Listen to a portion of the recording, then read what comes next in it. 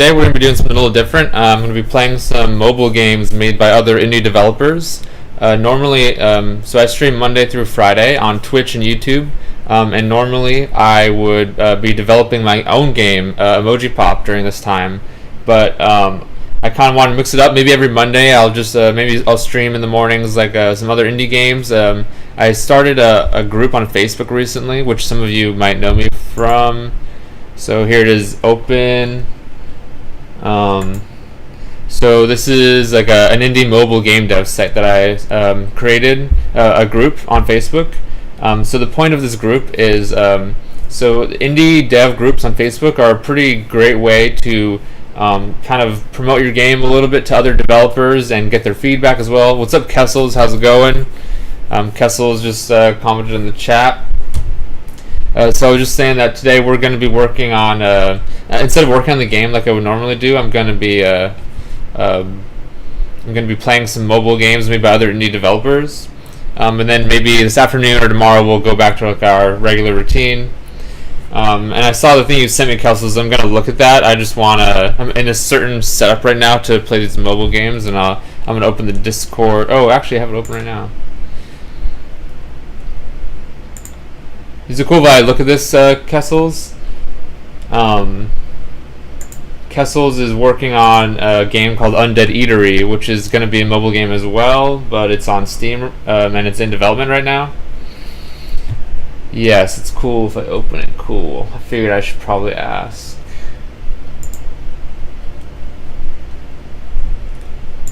How do I get back there? I'm still like a noob at this. Where is the chat? Is it this?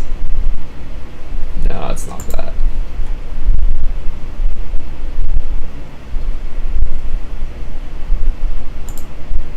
Here it is. This looks way more like a restaurant players might expect, Kessels. The tables need to be spread apart and customers should sit on all sides of the table, so you need 4 chairs per table.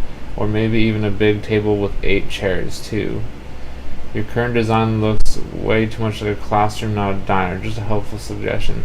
So is this a piece of feedback that you got about your game? Is that what this is? It will also come to the game. This looks way more like a restaurant. Players might expect Kessels. Yes, it's from a YouTuber. Okay, interesting. I could see that. That kind of makes sense. Yeah, so Kessel's game Undead Eatery, it's like a Diner Dash kind of game, but they're also working on like a multiplayer component, and the big twist is that it's like zombie themed, and you can like use your zombies to attack. We'll do it before multiplayer. Got it. Yeah, and so you can use your zombies. They're your waiters, but you can also use them to attack like the other restaurant or whatever. And so I thought that was like a really interesting twist on everything, so I'm really excited for that game. For now, I'm gonna switch back. So Kessels is also a member of this mobile indie game dev group, which you should feel free to join. I think you can just find it by searching indie mobile game dev, but in the comments to this I'll probably link like a direct link. So I want to share that to the group actually before I do anything. So how's it going? How's it going with you, Kessels? Anything? Are you working on your pitch and stuff? How's that going?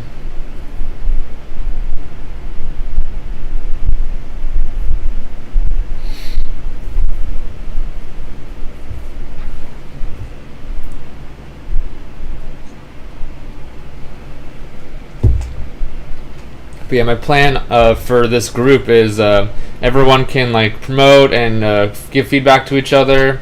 There's been a lot of people posting recently. It's been really awesome, I think, the response to this. I felt that as mobile indie developers, we needed our own space because our games can kind of get overshadowed by like really flashy, kind of more produced kind of games, 3D kind of console games. Mattman PS2, another great follower in my stream on Twitch. Some guy reviewed my game on that group but won't let me join the group. Some guy reviewed my game on that group. So this group I don't think is the group you're talking about. Oh, you're talking about me. I guess you're talking about me. Yeah.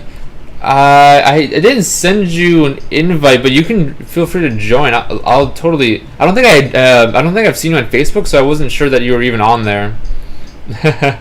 I just requested to join, but haven't been approved. Well, let me fix that right now. Approve. You're in. I'm glad that you're in there. Yeah, I guess you couldn't really see. Oh, you could still see it, but that's pretty funny. You couldn't join. Yeah, so I wanted to actually play your game too and talk about what I talked about in the video. Because when I made the video, it was just like my gut reactions to some things. But now that I've played some, I kind of have gotten time to like think about it more. Thanks, cool video. Yeah, I could see but couldn't comment. Gotcha. Cool. Well, now you're in, and we're about at 70 members now, which is pretty good for only like 7 days.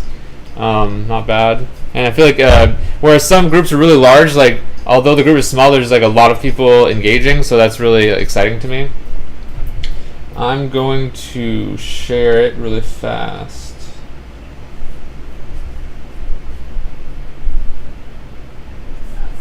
Yeah, so a lot of the games they're Android kind of games. They're not Android kind of games. They're Android games, and so I'm not able to play them yet because I don't have the right device and streaming set up to play Android. But it's really easy for me to do these iOS games. Oh wow! This was working. 1 second. Oh, oops. That's not what I want you to see. Oh well, I can still make it work.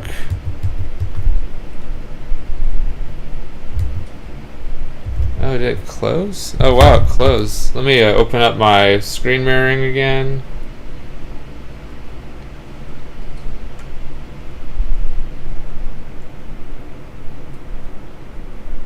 Do.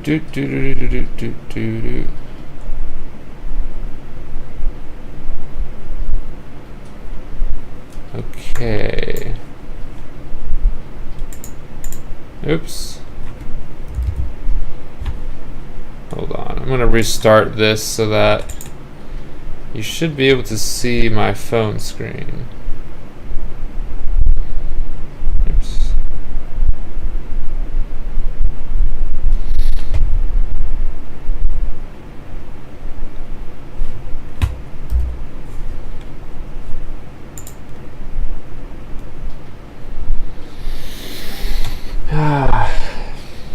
How's it going with you, Mattman?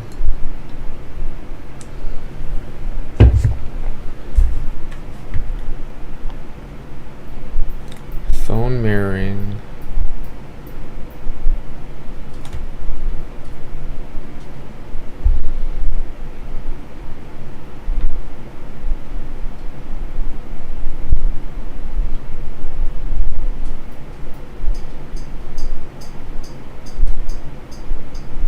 Ah, we got it. Sweet.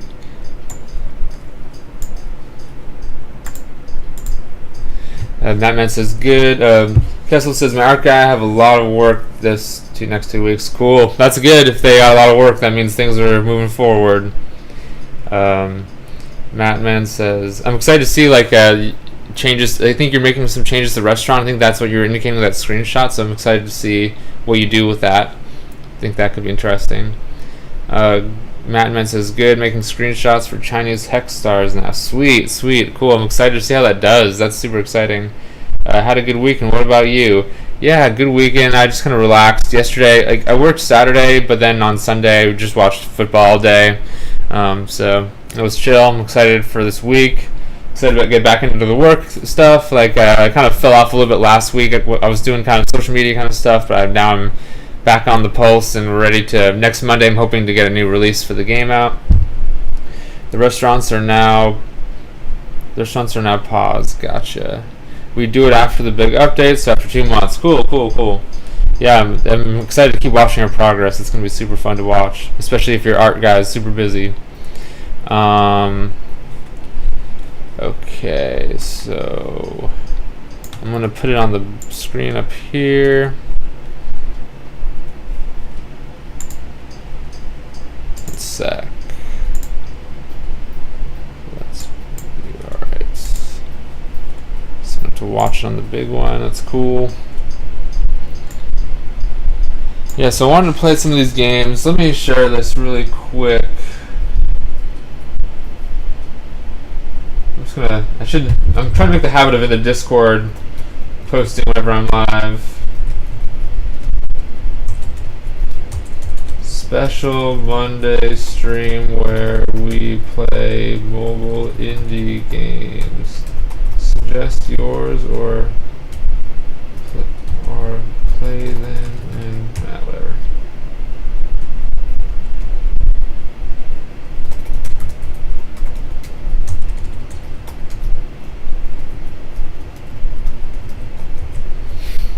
Madman said, Kessel said, hired my new dev now for 1 month and 2 weeks. Cool. 6 weeks of coding. You're gonna get a lot done in that time. Super exciting. It seems like you're in full thrust now with the art and the coding. Madman says, new iOS update for X-Stars won't be available until tomorrow. Okay, the jetpack looked really cool. I'm really excited about that feature. New skins, etc. Cool, I'm excited for that. Awesome. I wanted to play that first, actually. Let me just finish sharing this.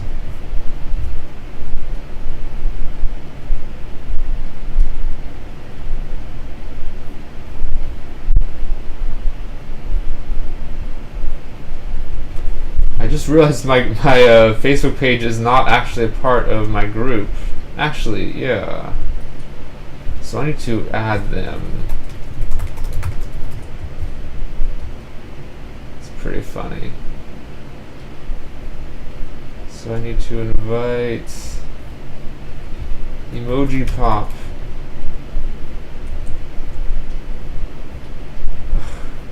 Can I just do it? I'm confused.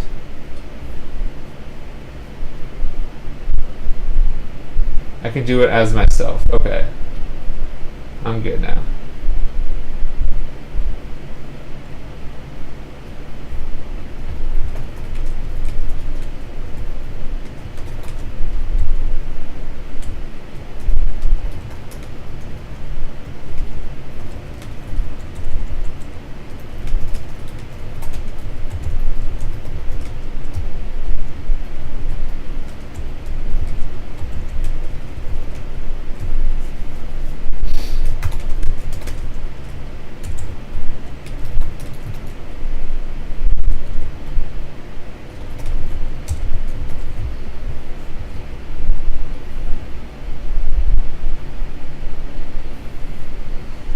Cool, so I just shared it to the Facebook group.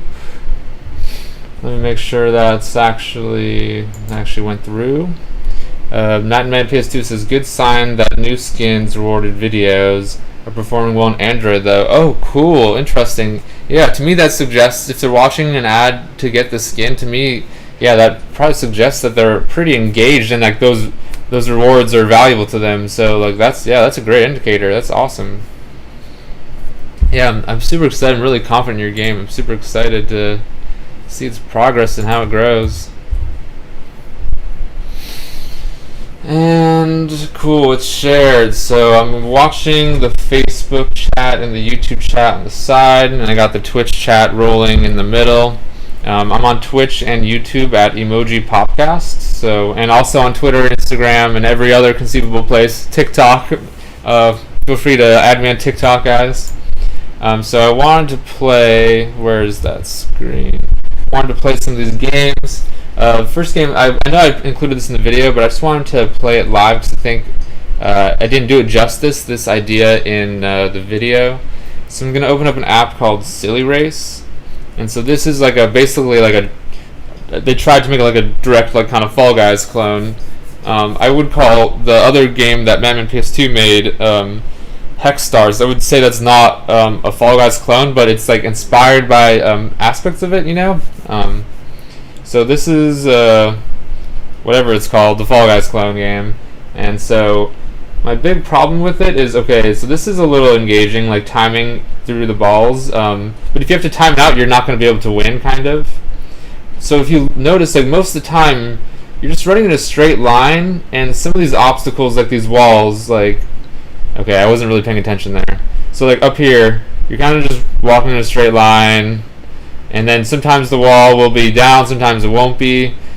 So my point with this is that this is an example of a game in which interesting. So I'm watching an ad. So this is an example of a game where there's like a problem that some game developers I think have. It's okay sometimes, but the problem is that they doesn't look too fun. Exactly. It's not, to me it's not a fun game because I'll show you. Let's switch to Hexstars real quick. So if you notice, the moment to moment, it's all about the moment to moment gameplay with this game, these kind of mobile gameplay systems. I'm constantly running a straight line most of the time. It's not very fun. Whereas this, if you notice how the gameplay works when I play it, it's going to be constantly grabbing your attention and forcing you to make these really intricate choices constantly. So and there's different strategies that emerge, and so to me this is a really tight mobile gameplay experience. So if I'm playing if I'm playing ideally, I could probably just land on every triangle one at a time in order to have the most tiles with which to stay alive with. Man, didn't do too well there. How embarrassing. But if you notice, the entire time I'm engaged. I'm not even able to hardly talk to the camera because I'm trying to constantly do something. So it's an activity that's constantly making me make these choices moment to moment. As small of a time frame you can think of, I'm constantly engaged in the gameplay.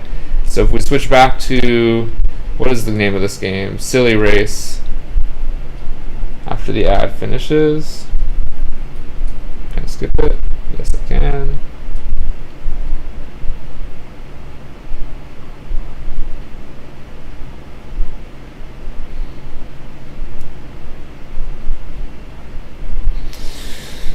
Nightman says we did the controls to be a little more responsive on next update based on A/B test. Looks like you have less responsive one. Interesting, cool. That's a good inside information to know. That's really interesting. We did change the controls to be a little more responsive. Yours has less responsive. I could see more responsive. The more responsive, I could see that you being even more engaging. I could see that heightening the effect that I'm already talking about. That's really cool. I'm excited to feel that. I guess it's hard to know if you do it unless you do it side by side, but I could totally see that. That makes sense to me, I think. So let's try to do this one more time. So basically just running a straight line. I got unlucky there. So the balls ones are a little bit of an engaging obstacle, but the reason I run straight through is because if I'm not able to run straight through, some of these people are going to be able to run straight through. So if anything, I'm stopping at the right moment, and then I just continue forward. So that's 7 seconds where I didn't make a single choice. I had my finger going up so that I was running forward up this ramp, and the whole time I'm not really engaging with anything. So I think this is a result of thinking of in terms of cloning a little too much. What we should be thinking of is that game laggy, doesn't look super smooth. Yeah, actually, I think it was more the controls were just kind of hard. It's hard to quickly turn, kind of. Whereas your game, I have free movement every direction. This game, it was more focused on you're kind of running straight and making the game is assuming you're making these slight turns. So when I tried to ever turn right, it wouldn't really work as well, I think. But yeah, as mobile developers especially, I think we need to be thinking of when we translate a console game's gameplay, we need to be thinking like the way the Hexstars developers were thinking, Mapman PS2. How do we translate this to a mobile experience? So that means one, the controls have to be a certain way and the gameplay has to be a certain way as well in order to just get your moment to moment attention. Especially with this kind of hyper-casual action games. How do you maximize engagement? How do you maximize immersion into the gameplay? And so that's what I think this game achieves. I really love the skin. This is awesome. The chain. Alright, I'm going to have to watch an ad to get that. I could see that being really incentivizing. Wow. Because I was I need the chain. That looks so cool after I've already seen it. But yeah, and then so those are the gameplay considerations when you make these mobile games. The other consideration, the other half is they're not. I don't think most mobile game players play mobile games for gameplay alone. So while it's okay to make some games that are gameplay focused for those players looking for that certain gameplay experience on mobile.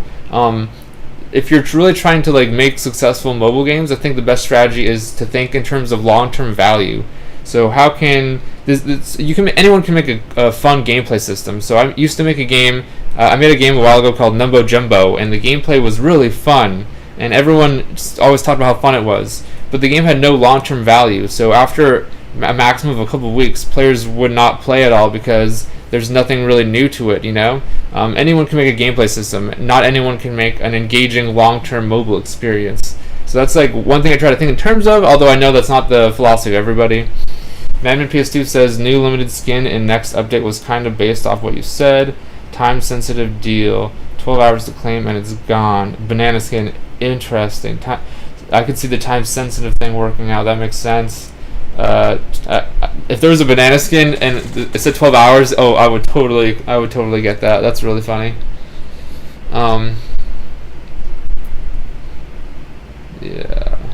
Yeah, so I think like personalization and things you can unlock cosmetically, that's one way to go about it in terms of creating long-term value.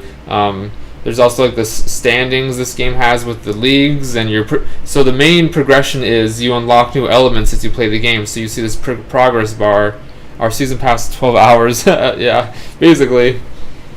I mean, a mobile game's got to have that quicker kind of thing because the attention span is not as deep, and it makes sense to have everything kind of be. It's like Fortnite, but condensed down to this little miniature experience. I could see that.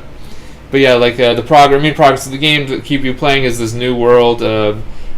Every time you fill this progress bar, there's a new element to the game that totally changes things, whether it's a new power-up or a new gameplay mode.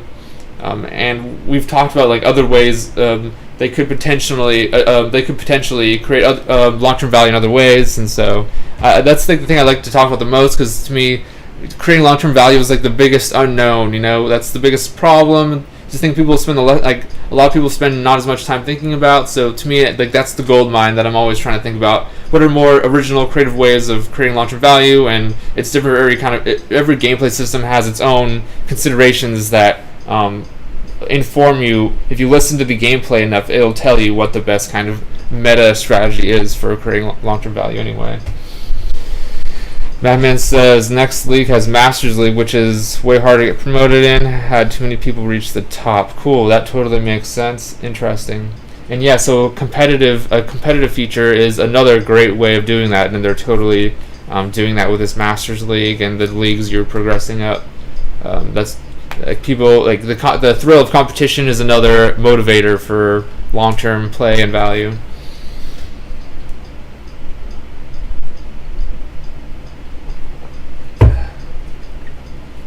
Alright. I'm going to play one more time. I like this mode because it kind of inverts the rules. You're trying to find holes to go down, and it's the first one to the bottom that wins, whereas usually it's the other way. Oops. So everyone kind of goes crazy looking for these things. Oh, there's one. And so now at the bottom, you're really just trying to find that one square, and whoever finds it's going to win.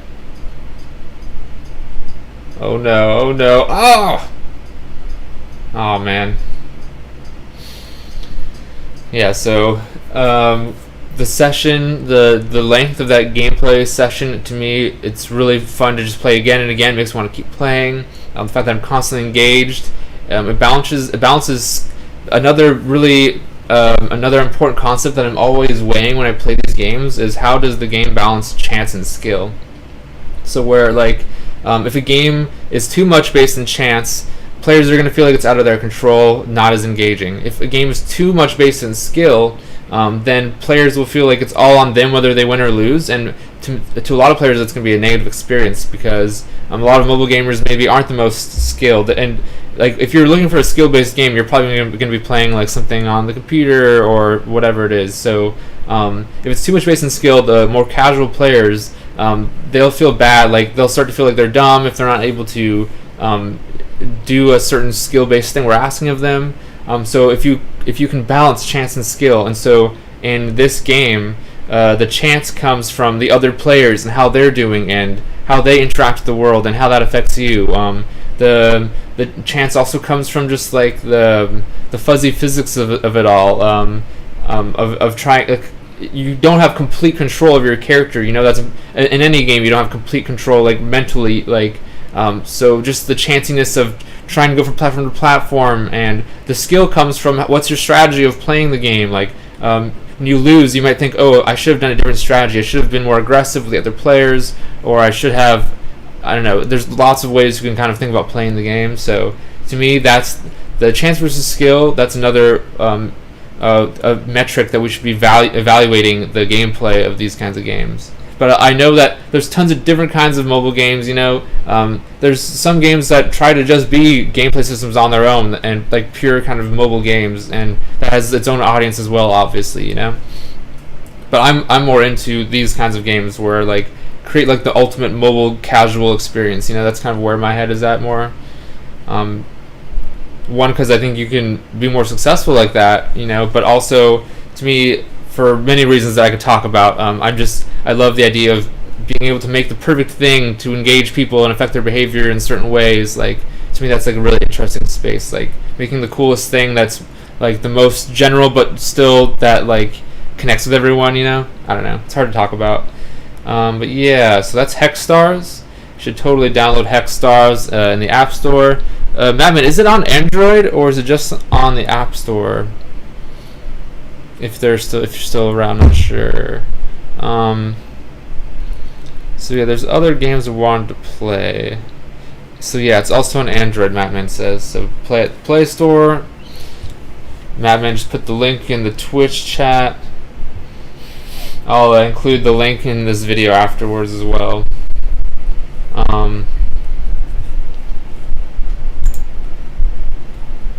Yeah, so Hexstars, this is it.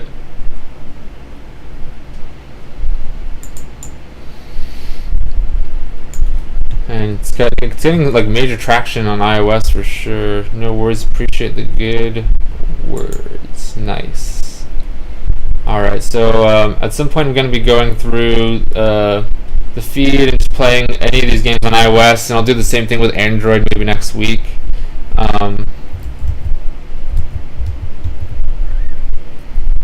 Let's play Blowy's another game that was posted, I saw.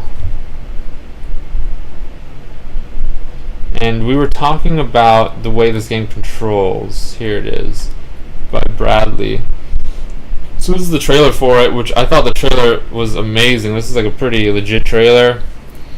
So the only feedback I gave was like, I love shooters like this, so I thought it was super fun, and this has, like I said before, this gameplay system is perfect for chance versus skill, for that kind of addictive kind of gameplay that makes you want to keep playing and over and over again. So let's just play it first, and then we'll talk about it. So something you're not going to be able to see is, so basically I'm moving my finger around, and this character is constantly shooting, and so it's kind of like a shoot 'em up. The only feedback I gave was that the controls are not what I'd expect, and there's gameplay considerations that the developer is taking into account. I like the blood splatter, says Matt PS2. That is a good touch. Yeah. And if you double tap, it does a grenade, which I can do, and it just kills everything on the screen. But one thing is, like, I would expect what I'm trying to say is what I'd expect is the character to be a fixed position away from my thumb. Like, sometimes when I move a little, it moves a lot, and then also depending on where I am on the screen. So it's kind of imprecise the way it moves a little bit. And if that like ran me into other characters, like right there, I moved my thumb a little bit and it shot a lot in that direction. And so you can kind of learn to play with this. There's certain reasons why the developer made the game this way that they were talking about, gameplay considerations, and it totally makes sense where their perspective is. But I think, I don't know, I'm really curious what other people think. But like at the same time, I could see myself getting used to this the way it works, and then maybe I would probably love it, So it's probably just something that takes time. I like the art. of the characters. The blood splatter is good. It like really splatters. So like yeah, like sometimes I move my thumb a little and it moves a certain amount, and then I move it another way that same amount, and then it moves like on the to the total side of the screen. So it's just something I have to be like really conservative about. But I also have a time. I have a time limit too. So I'd recommend the dev. So Batman says I recommend the dev do an A/B test with a different movement system, pick the best one. That could be interesting. I wonder if they've done that or if they haven't done that. I'm curious what they think about that feedback. So yeah, but it's like still a fun game, and like it looks like there's some pretty cool elements that get introduced. Like see, there's like these green guys, and they're a lot more difficult. They shoot out too. So I like really quickly you see new elements, and it tells me that there's going to be constant new stuff to play. Mammoth PS2 says, I wish we did A/B tests back in the day. Could have learned so much.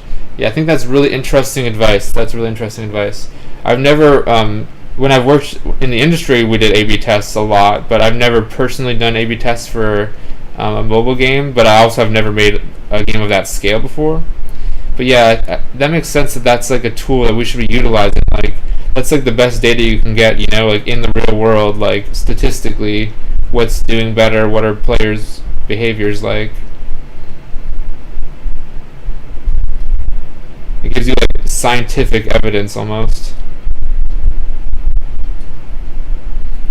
So like sometimes I would make arguments, like we used A/B tests, like I would make certain arguments about the games that we'd make in the industry, and I'd make certain arguments, and I would end up proving them right through these A/B tests, you know, because if you ever in the industry, usually if you want to make a game slightly different than what the most money-making game of the day is, then you have to explain to a bunch of people why you think the game should be differently than Candy Crush per se, or whatever it is. And so I could give the perfect argument, and they still wouldn't believe me. So like, especially in the industry, you need scientific data to move things. And so like being able to think in terms of A/B tests is super useful, like especially in the industry, but also obviously super powerful on your own. I could totally see that. I should figure out someday. I would like to utilize that in Emoji Pop for certain things that we're working on. But yeah, it's Blowy, super fun. You should play it, and I'm really curious what people think about the gameplay. Yeah, let's keep going. There's this actually. I want to play this. This is not an indie game, obviously, but have you heard of Tetris Royale? Because I didn't know about this game, and it's like a week old. And the crazy thing is, Madman says, can't get attached to certain things in your games that tells you something else is better, LOL. That is a great point. I've worked with people who, they believe the game should be a certain way for some random esoteric like feeling that they have, and even though they know, they've seen the data and they know that's not how it should be. Yeah, so it makes sense that A/B tests are the way to, if you feel like that yourself, if you feel so attached to the way certain things are for like some arbitrary reason, yeah, the A/B tests are gonna be empirical data that will either prove you right or prove you wrong. So like, I feel like we're kind of like scientists in a way. We got to use a scientific method, you know. We can't just be going off of like hunches, you know, all the time. Like, as much as we can, it's good to use empirical data, especially when we're making popular mobile games, you know, that are, you know, it only makes sense to do that. So very good point, Matt, man.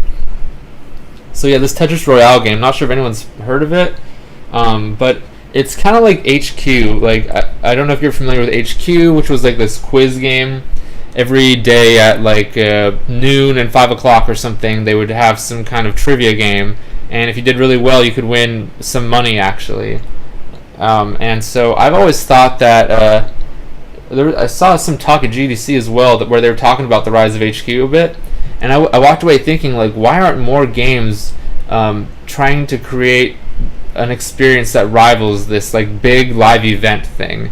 So like Candy Crush, why don't like, every day at noon they should have some like big tournament that lasts like 10 minutes, and like the top so many players get like a huge reward or whatever it is, or they could make it some kind of like they can turn their game into like even more into like a live experience. Like these games are all about creating these like this live experience that you're playing. You know, it's constantly there, and you can constantly turn to it. Like you're always kind of in it a little bit. Like it only makes sense to make it like a real, like to create real moments in the game with these like special events, kind of. So Tetris Royale, you can play. I'm just gonna play normally right now, but every day at like 9 o'clock or something, there's like this big tournament, and you can actually win money and stuff. $70,000 in weekly prizes. So I'm just gonna play it once. Yeah, so I was thinking like why don't these mobile games turn to that? So my big question after this is, can you do these kind of event based games and make money without rewarding players real world money? Is there a way you can implement these kinds of events, like not like for example Hexstars? Imagine a Hexstars. They did HQ Trivia fails. It's still a thing. It's come back. It's failed, but I think we can utilize what they've done and do it better. Like the way they monetized HQ was horrible. I would scream at my phone like, there's so many better ways. I know certain ways you can make hella money what doing what they're doing if they just monetize their game like an actual game. And then by the time they started doing that, it was too late and they didn't do it right anyways. Wouldn't want to get into the legality of giving away money yet for sure. So my big question is, can mobile game developers do that? Can they do these experience-based games without rewarding money? You know, can they reward boosters or progress in a season or whatever it is? You know, could Hexstars or any game like it, could they have like a daily tournament where whoever lasts the longest, or they have some like big tournament so many times a week or whatever, or once a week, and the winner gets like some insane recognition or whatever? You know, like I think there must be ways that we can use the success, because it's such a sensation, you know, this in the moment thing. Interesting thoughts, says Mattman. Yeah, something I would like to see experimented with.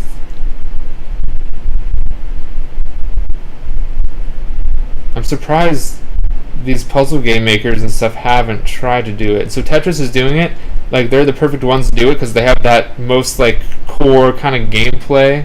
I like the idea of a tournament, says Mattman. Yeah, interesting. I'm glad you like that.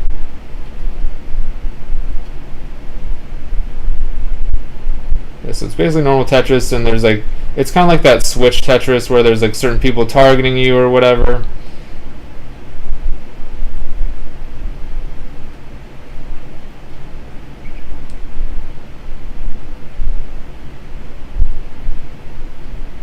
But yeah, I could see that like really.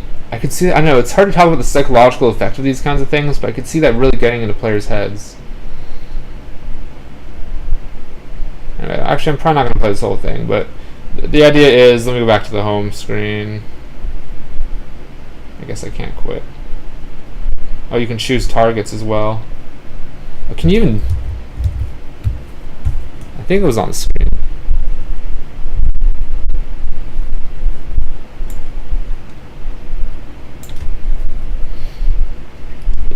Put out of here. Alright, there's a game. It's not really something I can play on the stream, but I think it's interesting. Madman says 2 p.m. every day you have a chance to win a pack of 10 skins if you win a tournament.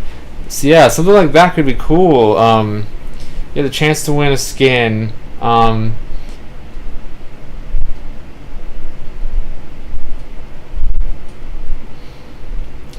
Like this might not make sense for your game specifically, but like games like it, like you could do something where like there's like experience points you can earn by playing in these tournaments, and so you're kind of, it's like an alternate progression, line of progression, where maybe you have like a normal game, a normal progression, but if you can do these competitive events, like maybe there's an alternate progression that has its own set of skins or its own thing going for it, you know, like it could like it could be, yeah, I don't know. I think, yeah, there's a lot of ways that we could use it. So this is a game called Spoons Buzz. Multiple, it's a plural spoons and buzz. And so I believe it's like a passive game, which I think is really interesting. I'm not exactly sure how it works. I just like looked into it, but the point is you're playing this like big game of spoons. And you play the game by actually not playing it. You would close this and you would go about your day, I believe. and then when your phone buzzed, you have to open it really fast and try to get your spoon. And so there's like these players in the world playing the game. I was wondering if it had like a multiplayer feature where like you could play with your friends, because I think that could be fun. I think that could be a fun like thing that friends could kind of do, you know. And then I love the UI of the game. Like you can spin around the table and like, oh, change your profile over here by hitting the computer. Like I love like it puts you in a world and the world is the UI. I love when games do that kind of stuff. Your personalization stuff is all in these wardrobes. Results. So this is the person that won. They open their phone in 14 seconds. So am I playing real world people? I think that's is that what it's doing? Or are they like kind of bots? I feel like it has to be real world people. Oh, and these are all people in the game that have personalized their avatars their own way, I'm assuming. I think that's so interesting. That's like that is a kernel for a game is really interesting, and I've always loved the idea of like a passive game. Like sometimes I like to be in a game, but I want to do other stuff. So just knowing I'm in kind of some kind of game, and it's not something I have to actively give my attention to. For some reason, that idea is really exciting to me. I had an idea for a game like a voice game, like you can play on smart devices like that speak to you or whatever, like the Amazon devices or whatever. And while you're working or whatever, maybe occasionally like little events in this game would happen, and once in a while it would pop in and update you on something that's happened, and you would have to like give it some response, or so like you're in this game world, but it's not something that you have to even give attention to except for minimally. And to me, I don't know, it just makes it like I like that kind of experience while I'm like working on something that I don't really want to be working on or something like that, you know, like so this idea of a passive game. It's a passive game that doesn't require you to be constantly staring at the screen, but it's still competitive. So I think that's like a really cool, really dope concept. So I'm really excited about this game. I love that in this mobile indie game dev group that we have like a real like diverse set of kinds of game makers. Like this is like so unique, you know, and there's a lot of really unique games like it. Very different, obviously. Yeah, I'm gonna go down and probably download some. Hexstars is another game that I played for the video. Let me just play one round of it right now.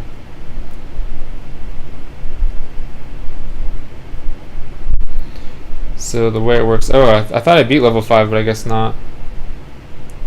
So the idea is you have this card and you're trying to create damage, and really important. Oh, I messed up badly. You're really trying to get these. There's shields in the road as well that give you like immunity for a little bit of time. So you're kind of trying to like hit these cards in such a way that you're trying to create damage, which you can see it's measured in the.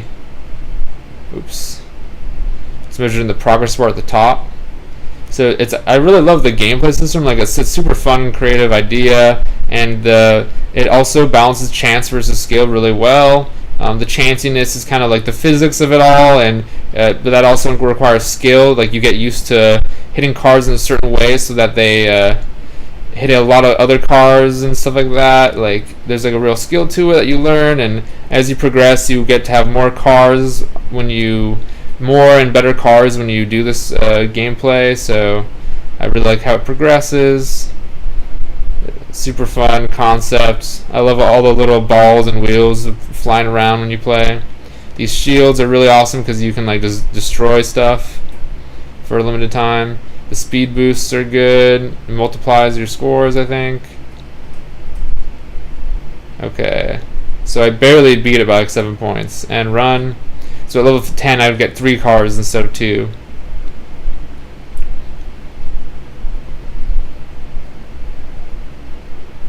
So I unlocked a cop car. That's pretty awesome. So yeah, I just want to play that for a second. I thought that game was cool. Mergy is a game that I have not played at all.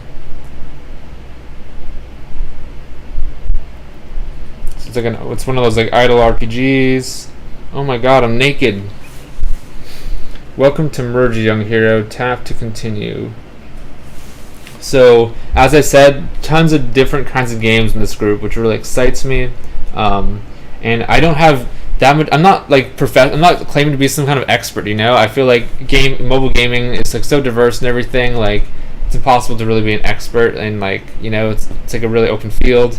And I don't have that much experience playing lots of kinds of games. So like idle games, I don't have that much experience playing. So like a lot of these kinds of games, like sometimes games are based on like a gameplay system, and they're focused on just making a fun gameplay system. Sometimes they're trying to be this like immersive mobile gaming experience with long-term value, and sometimes it's doing that within certain kinds of genres. Madman says idle games are fun to play and make. I could totally see that being fun to make, and like I said, I kind of like those more passive kind of games a little bit. So like I could see myself maybe liking these kinds of games, like. So I'm excited to play it for that reason too. Like it's probably bad of me that I haven't don't have a ton of experience in all these areas, but like the thing is good as long as I'm honest and I'm always just open to learning. Let's start with your journey. Wait until gift box is available on the bottom right and press it. And press on it to craft the new item box. So I got a sword. Let's get a second item box. So you get item boxes by beating these blobs. Drag the first item to the second item to merge them. Sweet. Drag your item into the equipment bag to increase your strength. So I got a club. So I could see this being like pretty addicting, I feel like I want to like already I feel like I'm about to play this for like 2 hours straight, Wow, you are now stronger.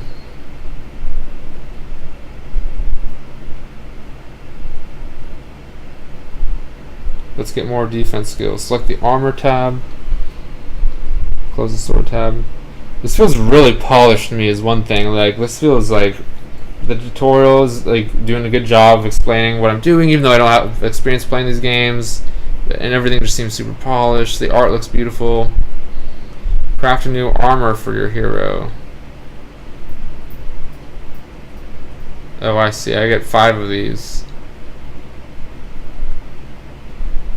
So kind of have like, I'm guessing like the choices that are involved like, which kinds of things do I create?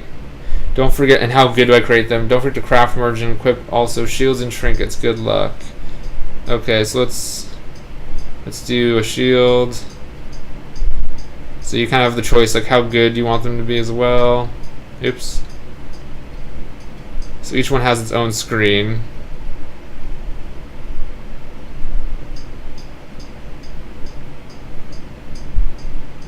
My hero. My hero's name.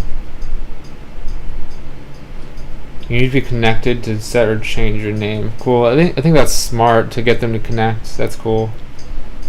I think I am connected, but I'm going to do that off screen. Madman says, I like that you gave a piece of feedback for improvement for the game in your video. Finding constructive criticism is hard as an indie dev. Yeah, that makes sense. Yeah, so it's hard because, like, yeah, I want to promote these games, but, like, I'm not trying to promote them hardcore. It's, like, more just, like, yeah, like, what's my impression of the game, and, like, I'm trying to review, I'm not reviewing, yeah, I'm not trying to review the games, I'm more trying to, like, discuss them from the perspective of a fellow indie game developer. Yeah, like all of you all, so, like, when someone shows the game, like, if we were working at the same company, I would kind of imagine we're working at the same company. So what do I say to you? Like, I tell you what I like about it, and then I tell you some things that just stand out to me, that are things that are interesting to explore, or maybe like things that feel weird to me. But like I'm giving feedback in a way where like I know the developer, like I know you've thought about this a lot more than me, so I'm just like giving you my like little perspective, Friends and family say, yeah, it's cute, and it's hard to get feedback out of them. Okay, I see what you're saying. That totally makes sense. That's one reason why I think this group has a lot of promise, because people already seem pretty engaged, but like, yeah, it's important. Like when for example, like that Blowy game where I gave the feedback, like I know they've thought about this a lot more than me, but like I just wanted to give them like this game, like the way the camera works, it stands out to me, and I'm just like calling it out to you, and then like then it's their job to like take that into account and maybe they know more than me and they should know that they should ignore the feedback, or maybe because like the best thing you can do for someone is not just be polite. It's to like give them how you honestly feel, because that's the best way to help them. So I'm glad that you appreciate the kind of like giving feedback in the videos. Like I'm always gonna, and I think like no game is perfect, so I'm always gonna be able to find something to like give feedback on. You know, whether it's just, even if it's just like more room to explore. First impressions are huge. You never get a first impression. You never get a new first impression. You never get a first impression of your game. Yeah, Madman PS2. That's a great point. I remember when we were making Emoji Pop a couple weeks ago, and I was having a hard time like evaluating the UI through a fresh set of eyes, and like you provided me that perspective, and we totally changed the UI in Emoji Pop as a result. So like I totally see where you're coming from, just from that personal experience as well. But I really want like I don't want just a lovey-dovey community, you know. I want everyone like sharing their opinions and getting better, you know. And it makes sense that you got to be polite and everything, but like I'm really into like that constructive feedback, just like you are, Matt. I got another idea for Emoji Pop UI. Feel free to lay it on me. I'm totally open to that. Is it fixing the stretched out buttons? Oh. But yeah, I'm curious what you think. I'm gonna keep playing. What's up, Kessels? I saw you're back. I think I asked you before. Not sure if you were here. I'm curious how your pitch prep is going. Because I know you got meetings and stuff, and you were working on like your slide deck and stuff. Mattman says fixing all stretched out buttons, yes, but something else. Let me know. Feel free to say in the chat or Discord or whatever. Like, let me know. I'm totally open to that. I'm really curious what you're thinking.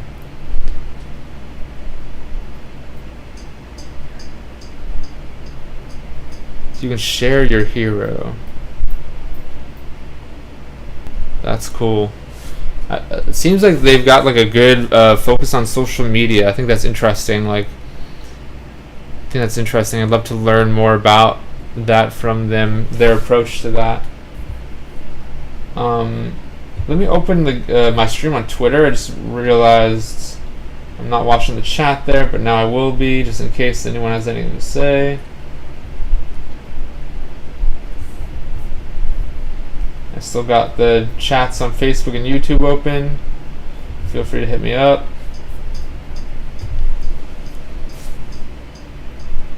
So you have skills. Kessel says, I have only Amazon left this week, and that's all. So I have a new pitch deck after the big update. Cool, makes sense. Yeah, so Kessel's, they're making a Undead Eatery, and there's a Steam page for it. And they're pitching to Amazon for publishing and stuff, so I'm super excited to hear how that goes. Seems like a great experience. So you get these skills that improve certain things, and you can update them with coins. Just gonna update these. You can watch to level up again right away. When level bar is full, press boss icon to call boss. Oh, cool, so there's bosses. Press on boss icon to call boss.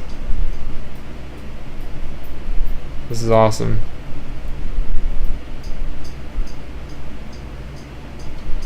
There's a shop. Boost. So the boosts take gems, and they give you like multipliers for limited time. Yeah, so I could see like me like just getting hooked on this and trying to like max out everything. I totally see the appeal of this.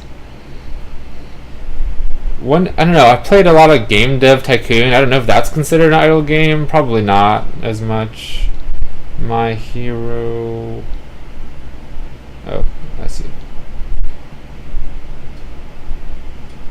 Gears.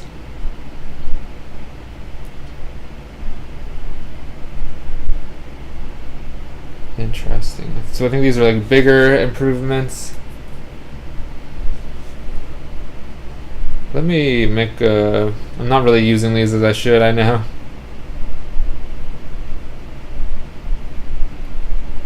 Okay.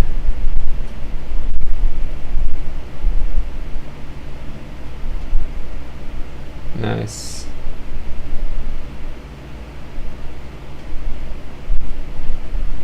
So I'm gonna level this stuff up, and I'm not really doing the best at maximizing all this.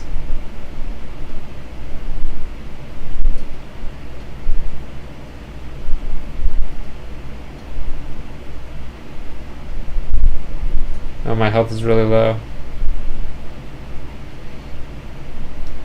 I was wondering if the things that you make are, if they degrade, you know, if they get damaged, but I don't think they are. Which I kind of like, because I think I'd be frustrated by that. So to really max out, you need to be playing like as much as you can, which I think is cool, makes sense. So I'm really low in health, so I assume I would, once I restart, okay, I see. So I'm trying to beat the boss, and I'm trying to like, I think I have the same amount of health, so I think that's interesting. Let me get a better sword or something.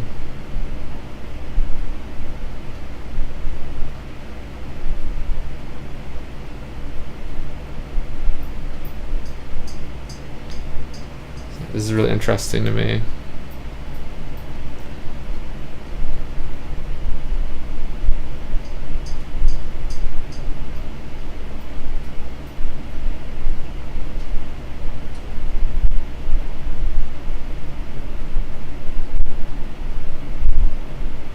Oh wow. So if I'm not wearing a shield, then they really damage me. I feel the desire to just like keep maxing out because I want to be like overpowered for this boss for some reason. That's kind of the way I play these games sometimes, or some kinds of games.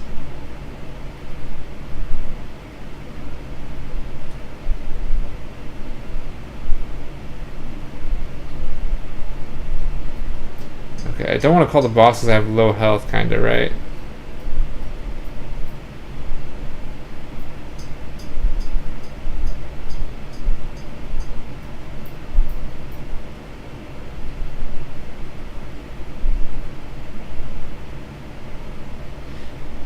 Yeah, I like this game so far a lot. This is cool. I'm excited to see where it goes and keep thinking about everything. What's this leader? Oh, there's like a leaderboard button. I don't know.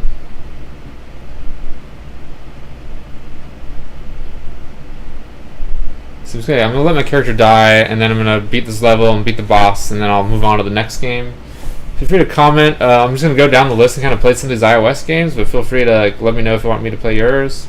If you're watching. Yeah, so I'm gonna level up this sword as well.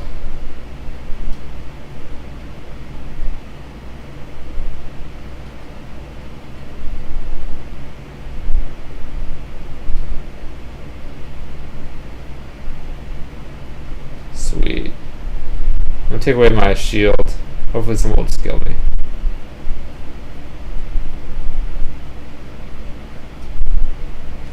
Maybe when I do the boss it'll like redo my health, so maybe it wouldn't matter, but I'm just gonna do it like this in case. Oh, sweet.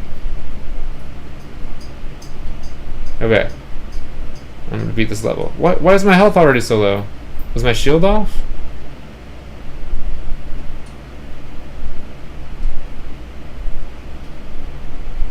Oh, now my shield's better. I'm confused. Wait. Is that not my health? I'm confused. Oh well, I'm just gonna do the boss this time. Madman says, so I know your emoji pop top UI bar changes colors, so you like to have it work, but there is my concept for you.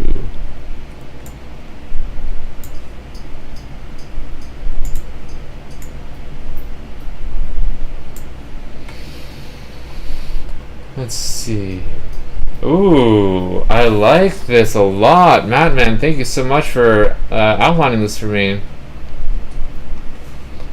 Yeah, it totally makes sense to just have the icons there without the ugly buttons. I think that looks good. And I love the counter especially now. That looks really good. I'm totally going to execute that. Thank you so much, Madman PS2, for outlining that for me. I'm totally going to do this.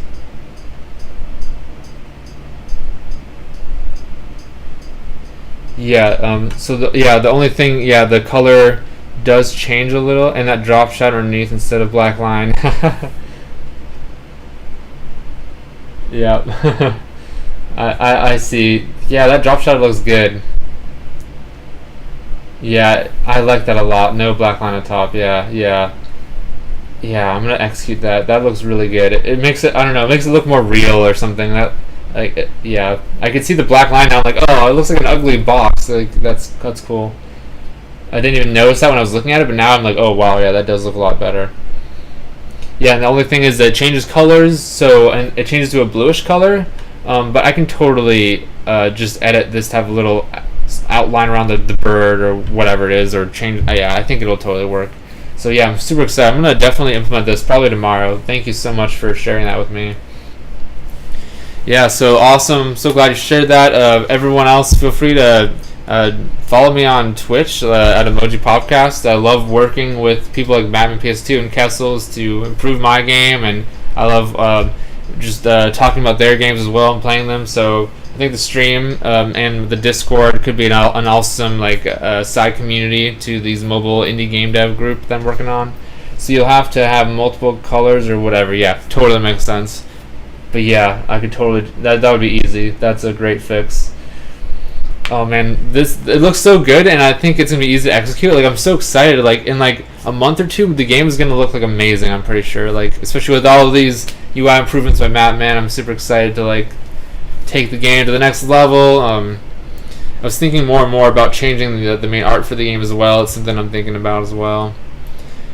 Oh yeah, it's super cool though.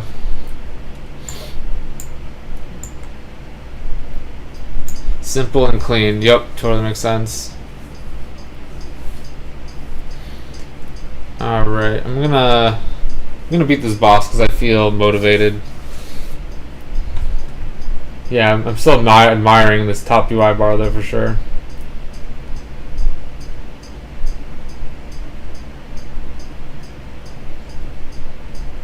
It's crazy because without the white button backgrounds, like, I feel like the buttons they're calling it to be pressed even more for some reason. Like, these didn't even look like buttons. It looked like something. For some reason, I think the players won't ignore the buttons as much just because they're more integrated into the bar or something. Okay, I got the boss open. Let's do that. Hit the boss button. Boss warning. This is the boss. So it's basically testing. Do you have the equipment to beat it? Have you upgraded enough?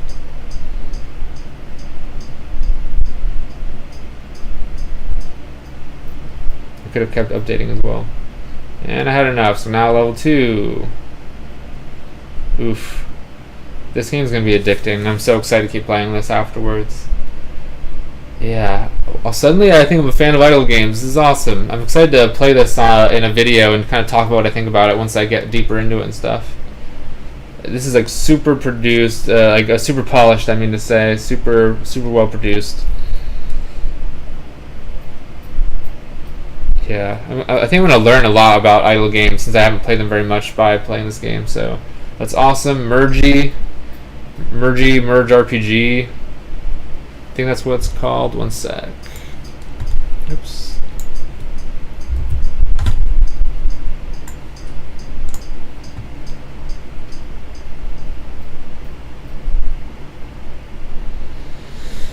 Mattman says no ads yet. What's their monetization platform? Boosters, speed up, so you can spend money in the game to get a special currency. These rubies, the normal coins, but there's also an elite currency that you have to pay for, and that gets you like bigger timed kind of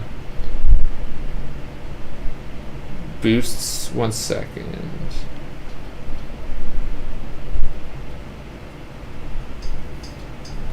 Yeah, so I saw like these rubies. You start with 0 of them, and so there's a shop, and you can get free gems like for your first time. But after that, you can spend money to get a bunch of them, and the gems allow you to get boosts. You can watch ads to get these boosts as well, but you can also use gems, and I'm assuming it's unlimited if you use gems. And that gets you like major like bonuses, like multiplying your gold for a certain amount of time, multiplying your defense. I'm assuming some of them are great to like beat bosses that you might not be prepared for. So that's their monetization. Oh, it looks like there's a boss. Let's see if I can beat it without even merging any more stuff yet.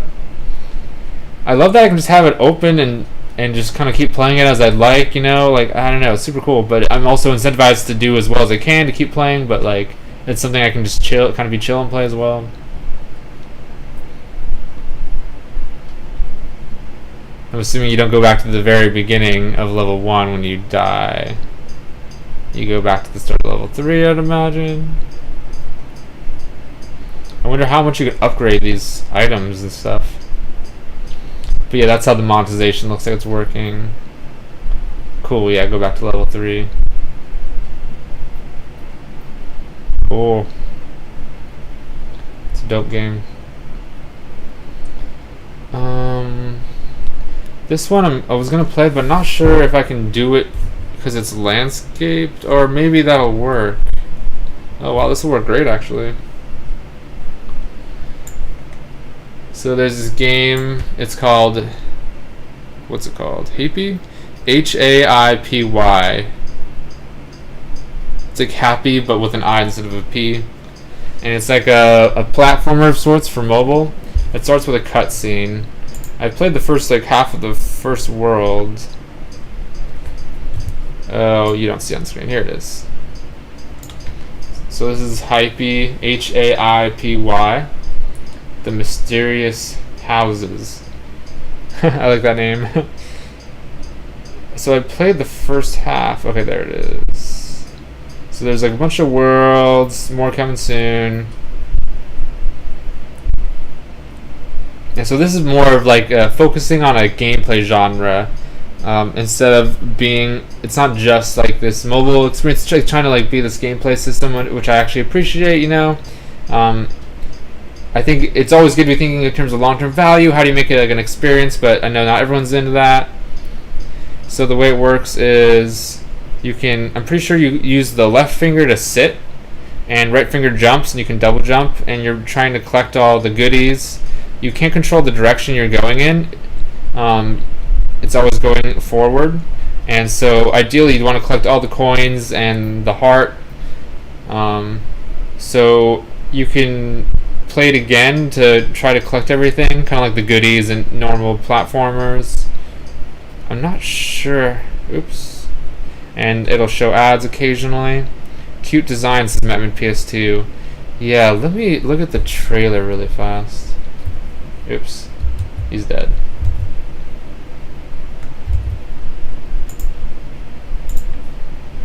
Let's see if I can find it. Because the trailer shows off like, yeah, it shows off a lot of gameplay elements like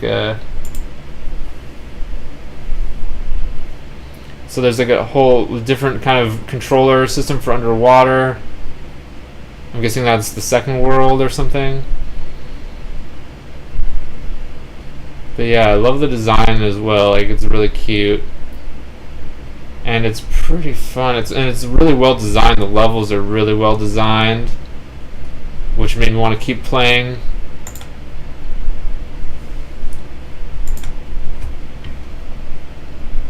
Let's try this again. Do I have to swing on the lights, or maybe I just fall off here? And so if you really want all the stuff, you have to like figure out how to master it. So there's a lot of depth, I feel.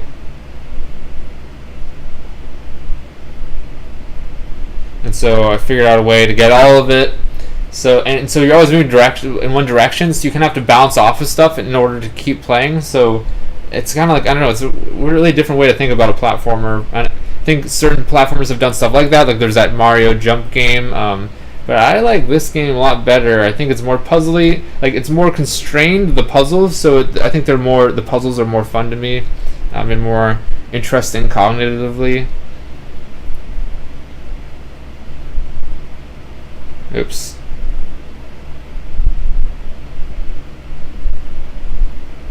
Oops. Okay, I think I see what I have to do. Jump. Jump. Let's do it one more time. Oops. I got greedy. So you sometimes feel the need to go for everything. So certain kinds of players, like some players might just want to get through and keep playing the levels. Some players might want to get all the special items, and some crazy people might want to get every gem in the game and everything like that. Oh, I'm gonna do it. Oh man, so I touched the door, so I didn't get to get that heart.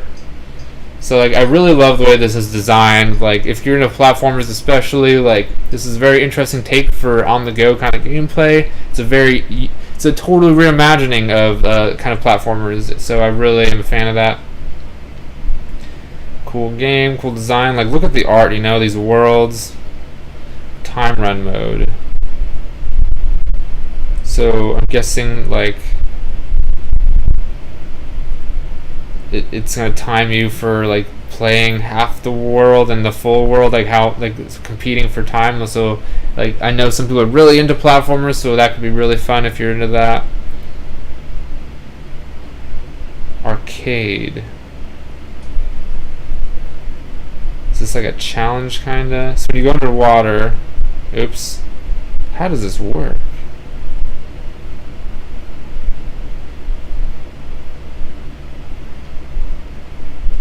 Oh, I see. So, if you hit the right side, it turns like clockwise. If you turn the left side, it turns like counterclockwise.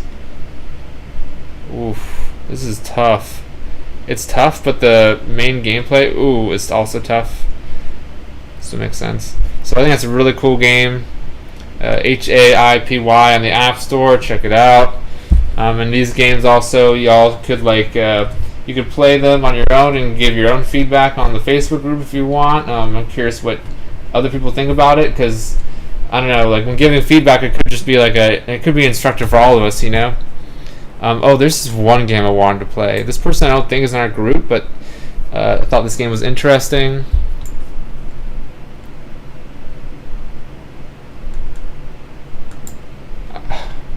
I don't know. I keep thinking. I think I might keep like hiding the screen, and then I forget that I'm hiding it. So I don't know. There may be parts where I'm playing the game where maybe I don't have it open. I forget.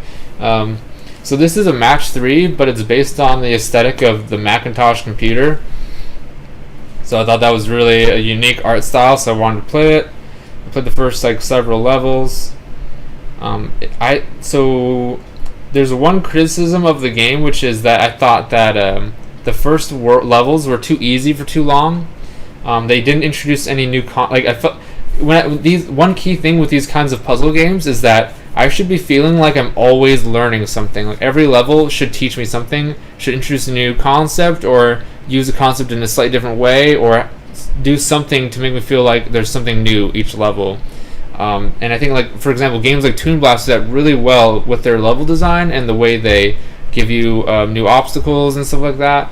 So at the beginning, for like the first 4 or 5 levels, it was just for the first like a bunch of levels actually. There's like no obstacles in the levels, and so there wasn't much of a challenge. And so immediately after 5 or 6 levels of nothing really interesting, no new elements. I felt like I was playing the same level over and over again, and I felt like, maybe this game isn't for me, you know, because I thought the level design was kind of like simple for too long. But now they're introducing these squares.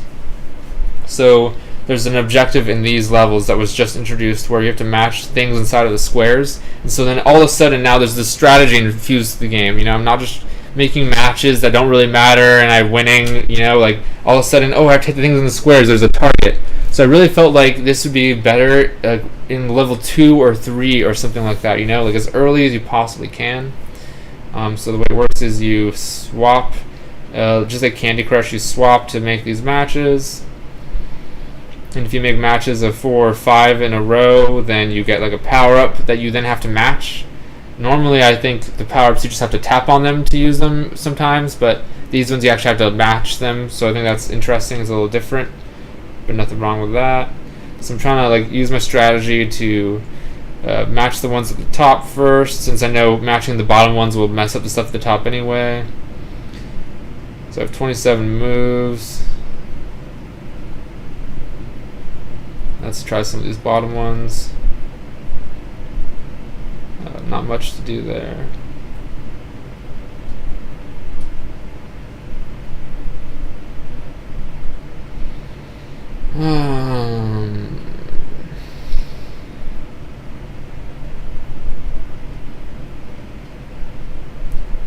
So I'm just gonna play one level of this.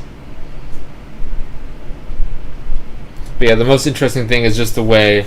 Gonna play Among Us next time we play. I think I'm gonna be down.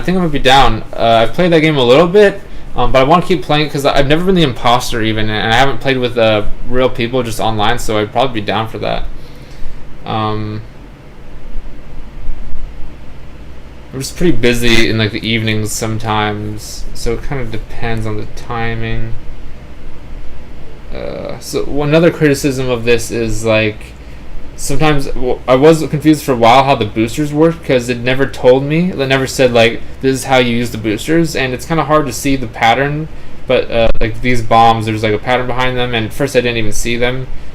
So I was confused as to why I couldn't use them, but it makes sense that you have to mash them. I think that's an interesting mechanic. I think it makes it a little more puzzly, which I like.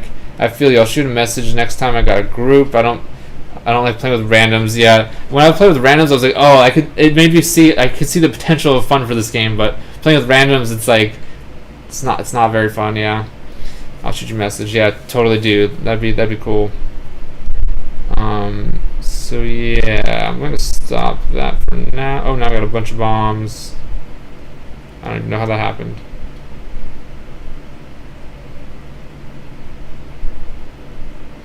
But yeah, so that's that game. I thought that was an interesting artistic take to the match 3. I wish they'd done more in terms of gameplay or earlier on to make me to make it a little more exciting early on in the level design. But that's something they can fix if they wanted to. There's no meta features. There's no. Once you get through the game, I think there's like a specific end as well. So there's not like much long-term value. There's not like really an event. The game isn't really like some kind of like live thing that's so I think they could do more to create long-term value for players, but still a fun game. So that might be all the ones that I installed, so I'm gonna go through the group and see if I can install some more. Let me pull that off screen while I do that. I'm just gonna go from the top. I want to play like everyone's game eventually. This is called Extreme Freestyle.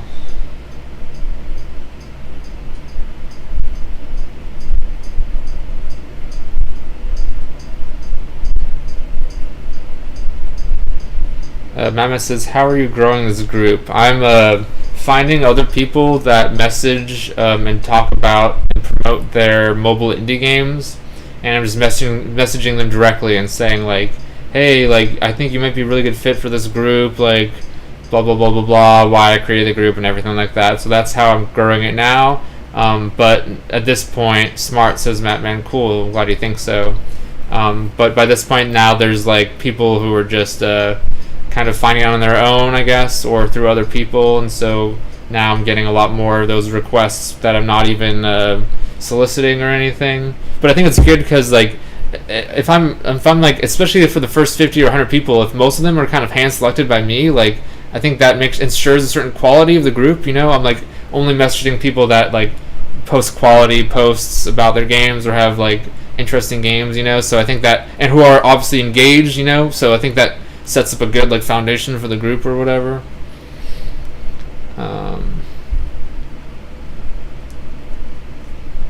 Extreme. I'm trying to figure out how they spell it. Extreme Freestyle.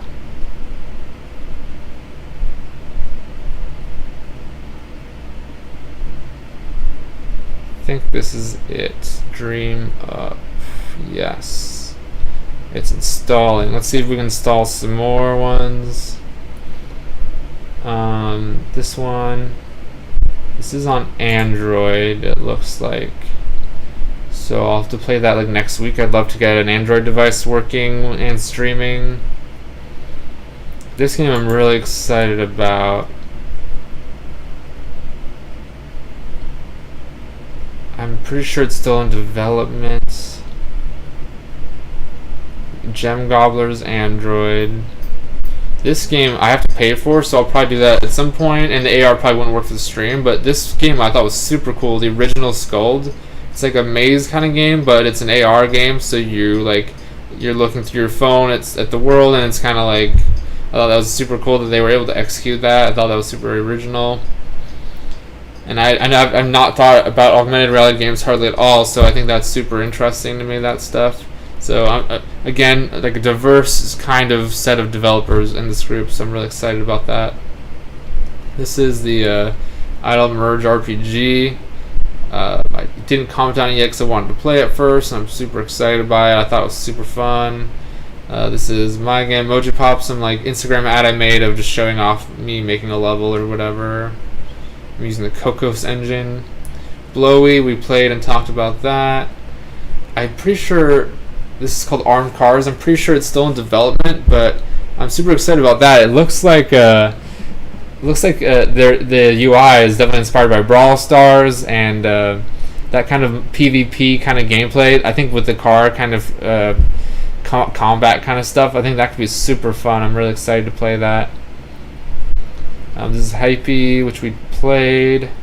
This is an animation that someone made, Chris Plata, for their game that they're working on. It's an early piece of it, and I thought the animation was insane on this. Like, oh my god, look at that. Just like the sprites alone would blow me away, but it's all like moving, and I'm pretty sure I'm pretty sure this is in game, or is this all like sketched out? But like, this is super impressive. Like, it's like playing a cartoon. It's like Cuphead, but like an indie game. That's super cool.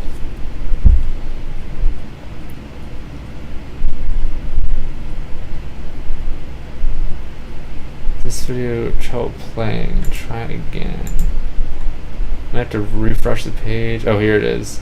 So this is another game I'm super excited to play. I think it's called Farm Break. Is it on iOS? I'm not sure. With so many games, I kind of keep forgetting where everything is. It might only be Android web or something like that. I'm gonna have to play this another time, or there might be like an online version. I'll look into that in a little bit. I thought this was a super interesting game. It's like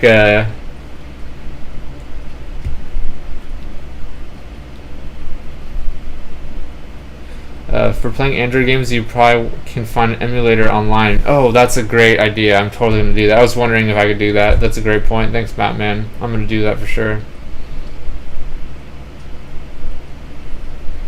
But yeah, it's like I think this is like combining a couple different genres. This one, it's like I think it's like an idle game, kind of, but also like an Endless Runner 3D kind of form. Like, I like that you're making choices about which path you're taking, and how that improves your stats or your resources. Like, this seemed really interesting to me. I'm gonna have to comb through to find like links. So this is Undead Eatery from Kessels, who's often in the stream chat on Twitch. Super excited about this game. It's like Diner Dash with zombies, and you can use them to attack people. It's like a multiplayer experience as well. Matt says I can't do that though. Cool. I'll definitely figure that out. Yeah.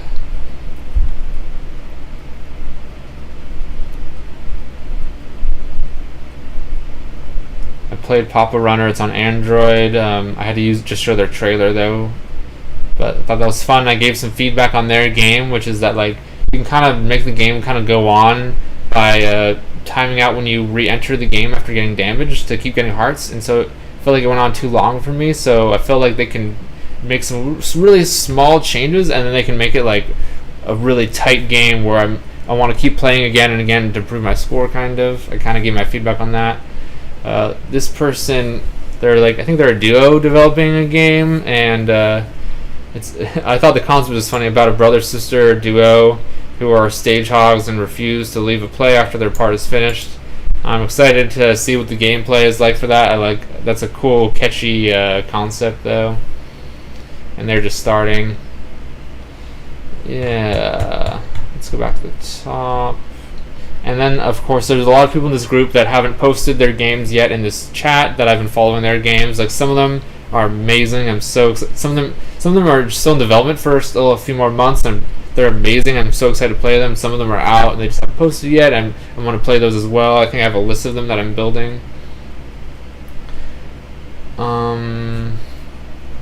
Let's play the ones that we did download first.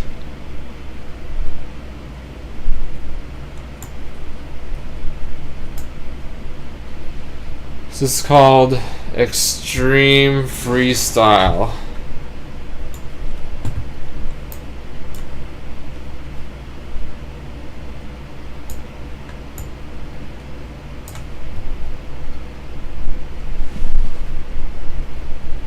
So we got the trailer open on the side.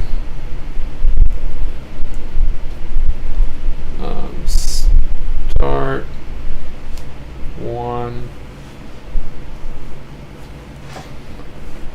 So it's a racing game.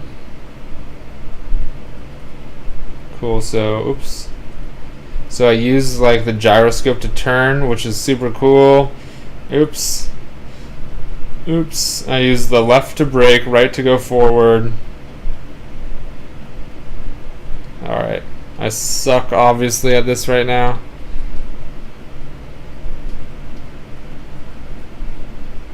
Oh yeah, we got it. I did the trick a little late. Restart. I used to play golfing games when I was younger, like those Tiger Woods games. I was like obsessed with those for some reason. Alright, let's try it again. Oh man. Oh no. Oh, hit the wall. So I'm always leaning on the gas. I'm guessing that's part of my problem. And I know I'm probably not doing the track the right way.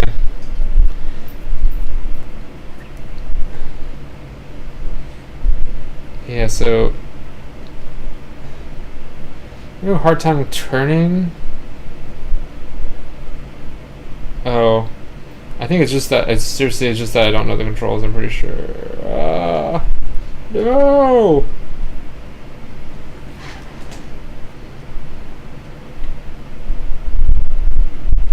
Okay. Yeah, I feel like it must be that I'm like.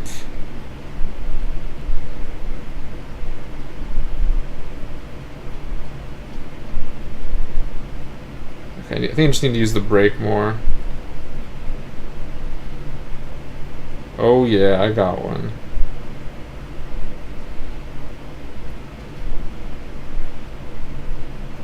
Oh, this is the wrong way, I guess. There we go. So okay, so there's 10 of these X's, I see. So that's a cool challenge. That's a cool challenge. You have to like get them all. So like, I was wondering if I had to like really legitimately race the track, but maybe that's just the fastest way. So that seems like a good design, kind of like search for these things, and also you're kind of racing on the track in a way. Oh yeah, I got it.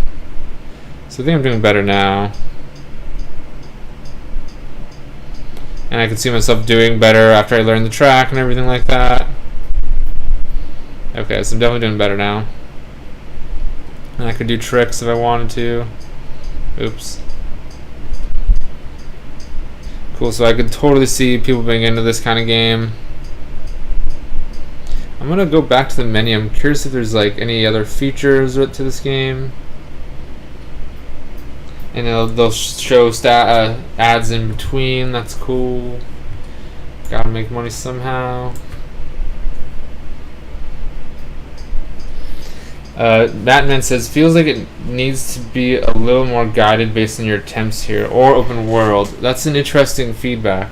It needs to be a little more guided. Yeah, so like there was no like tutorial showing me how to work the game. Makes sense if you're targeting people who are really into these kinds of games, but yeah, some kind of like indicator of how to play. There's a Is this stand for tutorial? Tuto. Touch right to accelerate. Touch the bottom to brake. Touch left to skid. Oh, I thought that was the brake. I was using that to brake and I was just skidding all over the place. Makes sense. Touch the freestyle icons when you jump. I think it would be cool to show this when you first hit, because on the menu it said Tuto, and I didn't really think about that being a tutorial. So if maybe the first time you play, you show this tutorial. I think that'd be cool. Just a small bit of feedback that Mattman brought up. Oh yeah, I got it. Okay, so this is like a little easier. So this is a good start. I kind of wish this just played automatically when you open the game for the first time, to get players immersed into the gameplay, because this is a way better first experience than the playing the other one was for me. Like, this is something that I feel like is within my skill to do, and that would make me feel, having an open, really positive experience, ensuring that would make me way more likely to keep playing the games. Like, this is more fun, and I could see myself now liking the challenge of the more harder course that I played when I hit play. So yeah, perfect. That tutorial was great. I just wish it automatically played, like when you just open the game, to like give me that experience kinda. Because when you hit start, the level is really hard for me, but the tutorial is freaking perfect, so that was cool. Scores, times, and you can compete with others. Shop. So you can unlock level 2 with ads. Just in-app purchases, it seems like.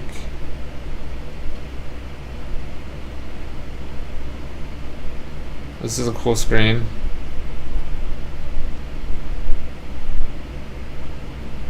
So you can pick your color.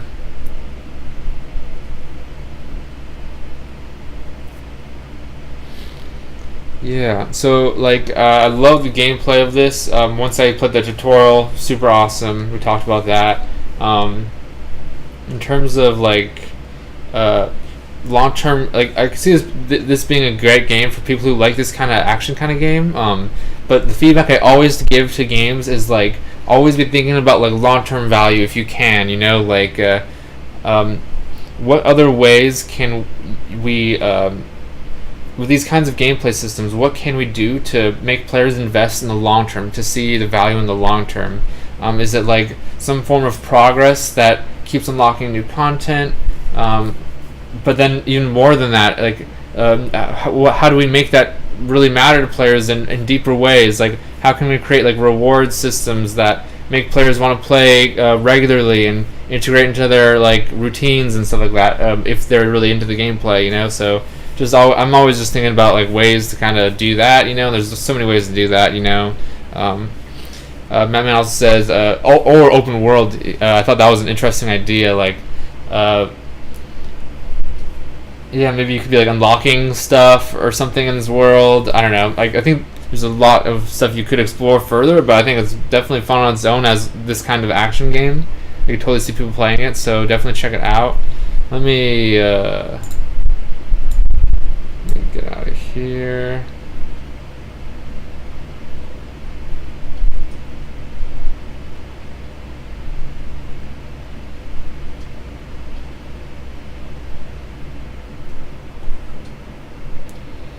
Yeah, so it's called Extreme Freestyle, so check it out.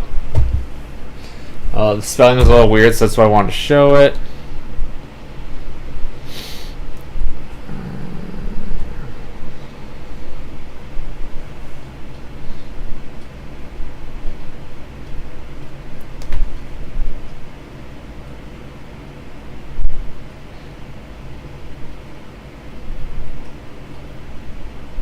So there's difficulty settings, camera. So like the competing of times totally makes sense. So like that's like a long-term value. You can try to get the highest score on a certain track. So like, what if there was like an event in the game where every week there was one track and the players were all racing to see who get the best time, and each week there was a new one or something like that. Like, that's like a way to make your game into like a live event, kind of, that makes players want to keep on checking back into even after they've exhausted like the main gameplay or whatever. Like that kind of stuff. Like I think you could like double down on those kinds of things in order to create more long-term value, you know, or more in the moment kind of fun. So I think there's like beyond the gameplay system, which you've nailed. Like I think there's like some really cool stuff you could be doing, like in terms of like meta and stuff, in order to get players to like invest in the long run and see the long-term value. Yeah. Let's see. Probably should have gone through this list beforehand.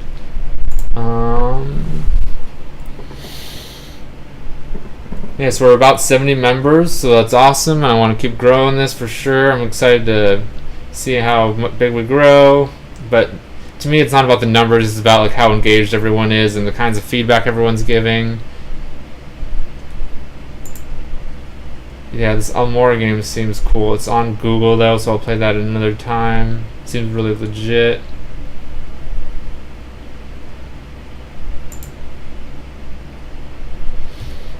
This is on Google. Yeah, so maybe I'll stop playing these games for today. Mattman PS2 says, I'll try to give some feedback to other devs when I have time. Don't Facebook that often. Yeah, it totally makes sense. That's why I actually didn't reach out to you, because I'm like, I'm not even sure how much you're on Facebook, and I know you're super busy. But yeah, awesome. Give feedback like as much as you feel you want to or whatever. No pressure for sure, but that'd be awesome. I think you give amazing feedback, so you could be a totally like an awesome member of that community if you have the time for sure. Yeah, what do I want to do now?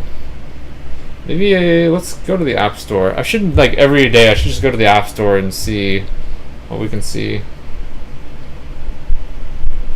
Kessel says he gets feedback as well. That's awesome, super awesome. The more feedback, the better. We all learn. Even when I give feedback, I'm learning from the other person when they respond to the feedback. So, like, it's a great way to like gain insight to all these kinds of games, and you just become a better game designer as a result, you know. Smashy Road Wanted 2. Okay, I've seen games like that before. This Apple Arcade, I was thinking about getting it for a period of time. I want to check this out. Maybe I'll just do it right now. Because I know there's some cool games. Like I saw Jonathan Blow tweeted out, I think he said like this is like the best puzzle game of all time, and I was like, what? Like it's on Apple Arcade? Maybe I'll play that. Yeah, so I'm still growing. I'm still. Mattman says, wonder how devs get paid from Apple Arcade.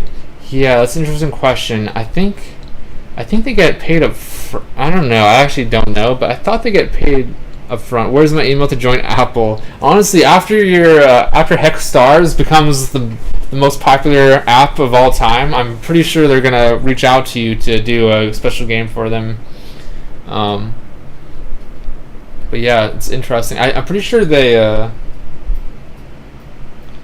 sure they like usually the subscription services they like give the developer like I've heard that like on like one of the PlayStation services a while ago, like there was a company, someone I know, like the Sony was like, here's half of your budget, we're just going to pay you half of the money you need to make up in order to release the game on the store, and then this is probably percent cut based on playtime versus other games. Yeah, it totally makes sense. I could see like how popular the game is influencing the payment. That totally makes sense. It's kind of like Spotify or music, right? Like you get paid based on how many listens you get or whatever. But I feel like certain developers get certain deals based on who you are, you know, and how valuable you are to their service and stuff. So it might fluctuate as well. Alright, so I'm now an Apple Arcade member. I guess I'm installing What the Golf. I just mentioned golf games a second ago, so it makes sense. Wait, this is What the Golf? What? This is insane. This is awesome. Yeah, so I'm just gonna get this because I think every Monday I might just do like a mobile game play session. I'm trying to figure out what my schedule exact. This is hilarious. Okay, I thought he was gonna hit the golf ball and he sent himself flying. Uh, yeah, so I think every Monday I'm still figuring out what my schedule is gonna be. What am I doing on the streams each day? You know, because sometimes I want to be developing the game. Wow, this looks so cool. But I made this mobile indie dev group. Like I think this is good for exposure, and I'm really interested in mobile. I'm really passionate about mobile game design in general. So I think it'd be cool every Monday we just have like a big like mobile game play session. And I definitely want to play games that I see in the indie game dev group. Um, and games that they suggest to me to play, I'm definitely going to be playing those. But then also maybe we'll just see what's out there in the on the App Store and stuff. So you can kind of move the camera slightly. This is What the Golf, and so they assume you know how to play. You drag back and you hit, and you just have to hit the flag to get the goal. That makes sense to me. Okay, there's some cats. Okay, those didn't do anything, I guess. So this is really funny in the trailer. He's swinging it back, and then he just sends himself flying.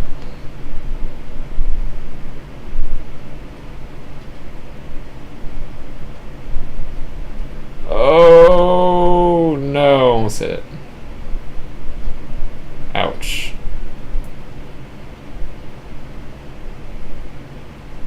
Oh. Okay, so you have to be kind of strategic with how you do this. This is cool. So it doesn't go very far, and you want to avoid the obstacle there. There's a tree here. That fell away. Oh, I could have gone that. I messed up. Is it a golf club?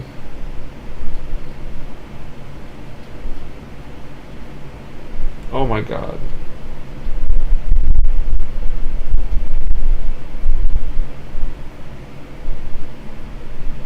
Club.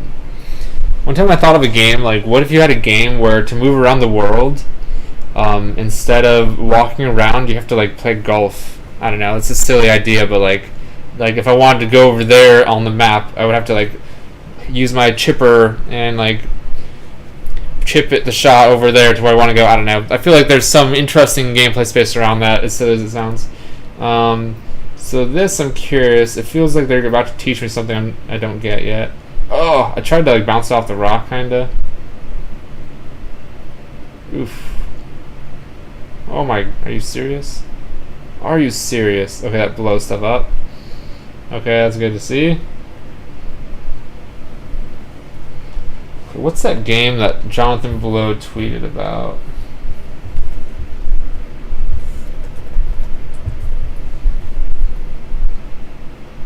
How do you exit the game?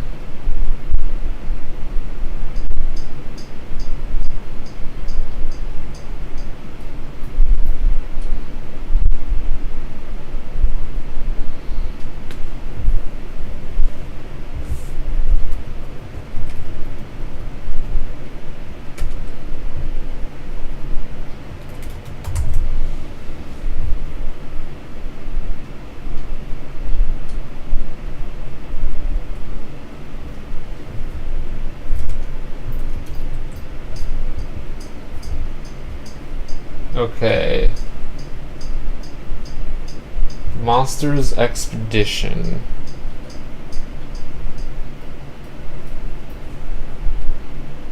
I'm curious to try out some of these games. Monsters Expedition.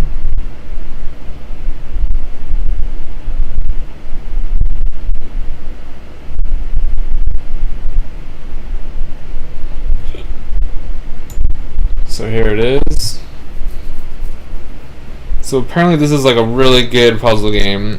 Jonathan Blow made the games Braid and The Witness, and I agree. He really inspired me. At a time where I was looking, I feel like video games, there's more about them that I didn't know, and I feel like from watching Jonathan Blow's lectures, I was able to kind of gain insight into some of this.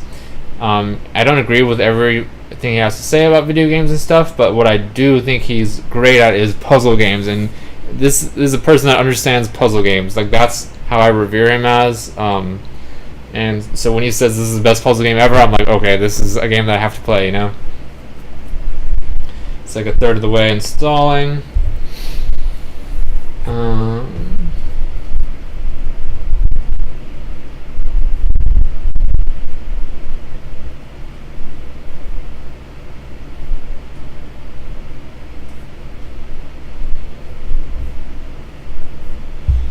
But yeah, I'm really excited to like have this group of indie game mobile devs in one place, so we can kind of focus on our art a little bit more without all these other distractions. And all the other indie game dev groups were kind of bothering me because like sometimes I noticed like when a post got popular, they would shut off the comments, which that seems kind of ridiculous to me. And like sometimes my game got so much hate, like just because I think of the kind of game it was. Like people don't respect these kinds of casual, free-to-play mobile kind of games that I'm making right now. So like, and they just don't understand. You know, like I don't know.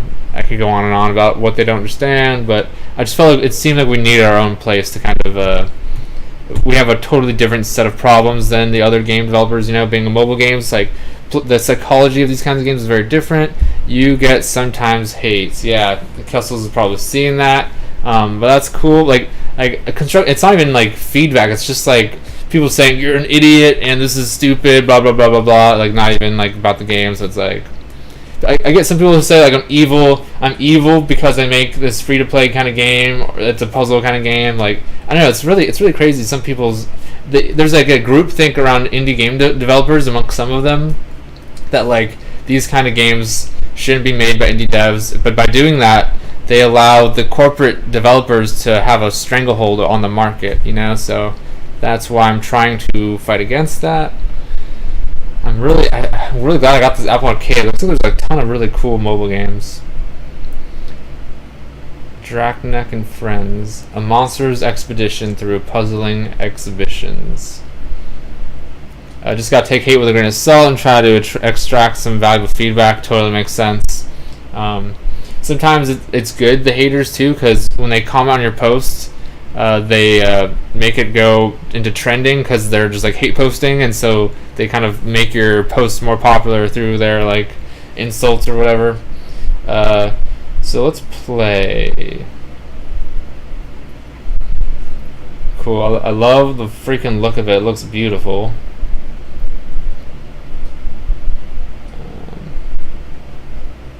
So you can pick a place and he'll run there by hitting this so if I push through a tree, knocks it over, and I can run through there.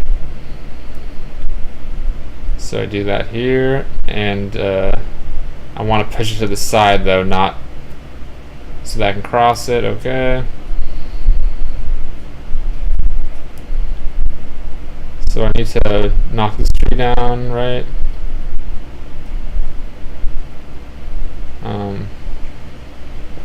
And I should roll. Oops. I should roll it over here, and then I should roll this over here. So I like the way this is set up at the beginning to kind of allow me to learn the controls for how to push these trees around and stuff, because it takes a little bit. It's not something you could do with instructions. Oops. So you just gotta push to the tree, and you hold down the tree and you show where it's gonna land. And let's push that over here. Let's push this right here.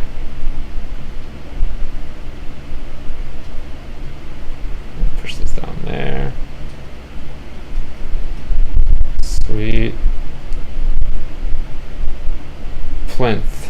Humans like to put objects on boxes called plinths. At first, monster experts didn't know why, but then strangers kept thinking the plinth-less exhibits were lost property and handling them in the help desk. I don't even know what that means. Pretty game. One day I'll make a premium paid game. I would love to see you do that, Mattman. Kessel's back in 10 minutes. Cool. I'll see you then. Let me make sure I've got the other chats open for Facebook and YouTube. Feel free to message whatever you want. Yeah, I agree. It's very pretty. And I could see like these puzzles getting really interesting. Oh no! Undo. Okay. So that's. Oh, I see. So when you knock a tree over and you're trying to push it in the long ways, it'll just roll forever in that direction. But if I were to stand here, then I can push it so that it's in the up direction.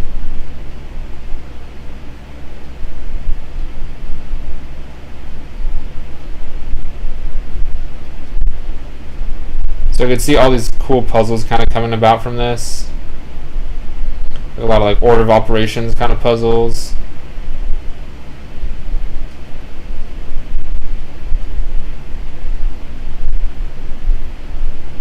Oh. So I want it to be longwise. So that I can cross it, I see. Oh man. So it seems that it's a kind of like open worldish to a degree.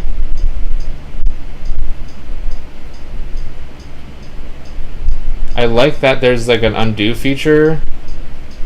It makes sense to make it. Oops, no.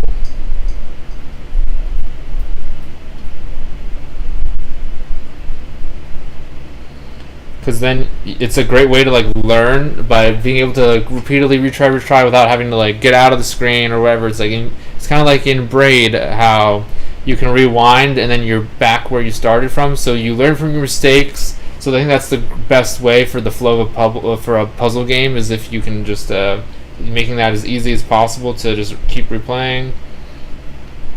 So let me try putting this in a different direction. I'm going to put it so that it's where the tree is, so I can use that. Hopefully this doesn't give me trouble. Okay, cool. So there's like two directions to go in. What's this? Certificate of Excellence. Okay, this isn't a human object, but we won a Monster Travel Award for the museum. Look, there's a trophy too. So we knocked it over and it's missing. So in the menu cupboard, head officer. Great. Interesting. I'm not really sure what all that stuff means.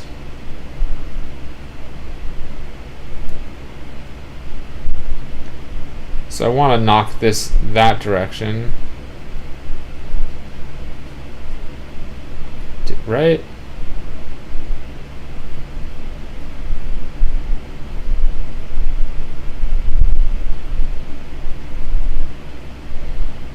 Okay. And then what's over here though?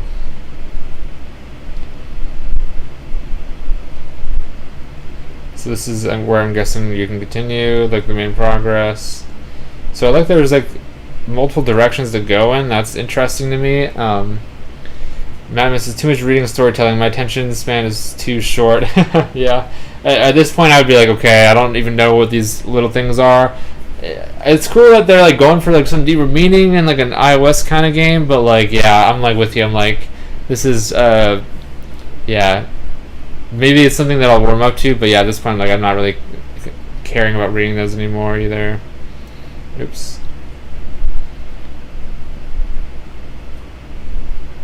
Oh, I see. I move this like this. So I feel like every little puzzle I'm learning something a little bit new. And I think we should be designing like our mobile puzzle games like that too. Every level, there should be something new there. Some nugget that makes players feel like they're learning. At least it's optional reading. Exactly. A good point. Yeah, I think this is cool. So I'm going to roll this over here, and then I can push this into the water.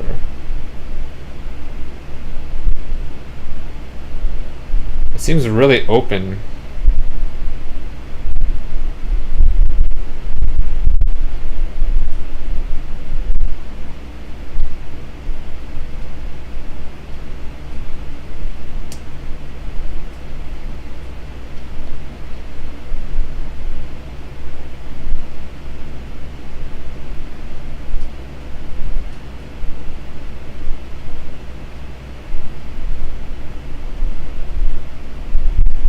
not exactly sure how to do this. Oh, here we go.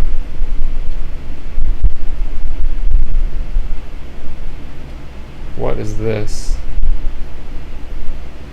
So yeah, it's like, yeah, it's trying to be it's kind of trying to be artsy in some way.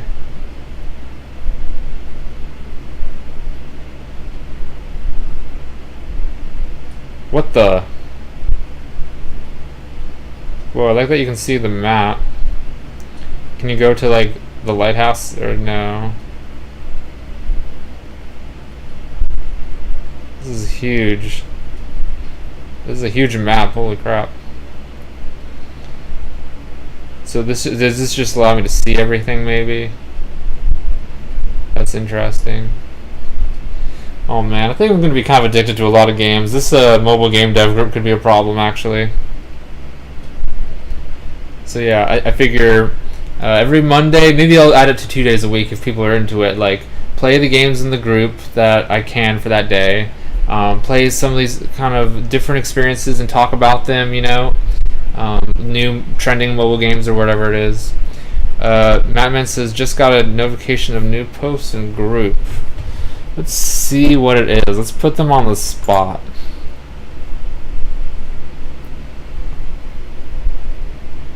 Oh yeah, so this is another person I invited.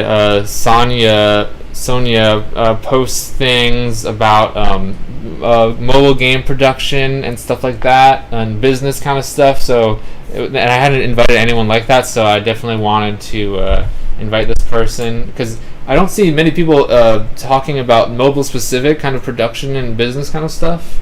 So this is about mobile game release plans, and it's got like a little resource. Let's click it.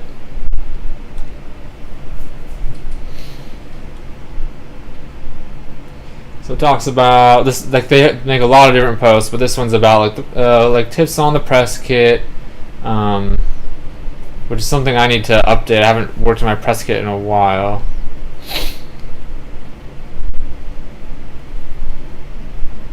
Mobile game marketing.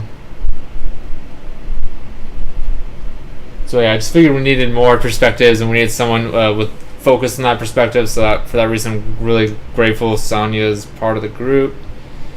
App Store feature form.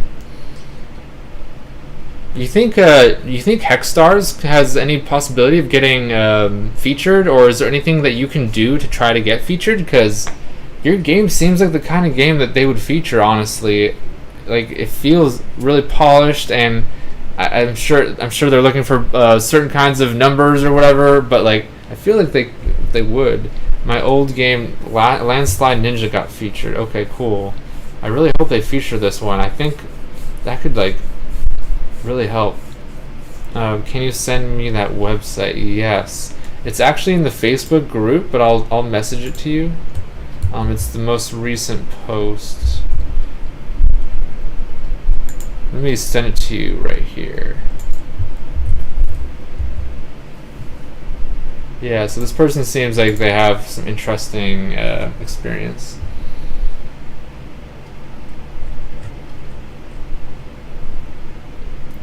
Contacting media and influencers. This could be good. You copy Facebook, not the website. Copy Facebook. Whoops. There you go. My bad. What's their angle? I don't know specifically what their angle is. I just know from the kinds of things that they post. Yeah, we should look into more what we should ask like what their experience is sometimes, stuff like that though. Let's see.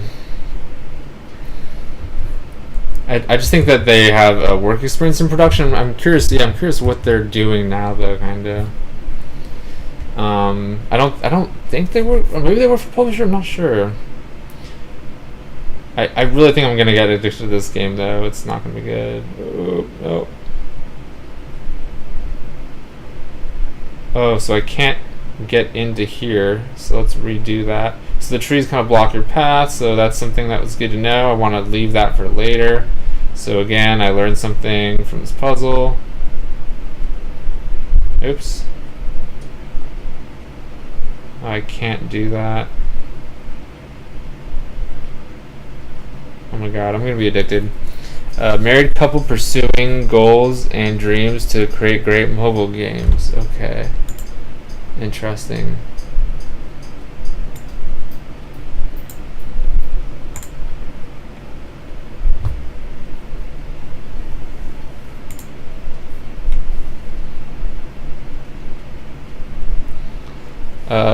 Crazy Oyster Games is the company that they started.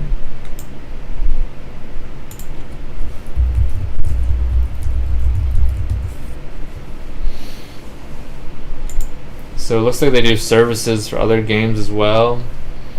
Minimalistic logic puzzle game that blends 2D and 3D worlds. Switch your perspective, sharpen your mind, solve the puzzles. Shape Onimos. Between the walls. Let's play isometric squares.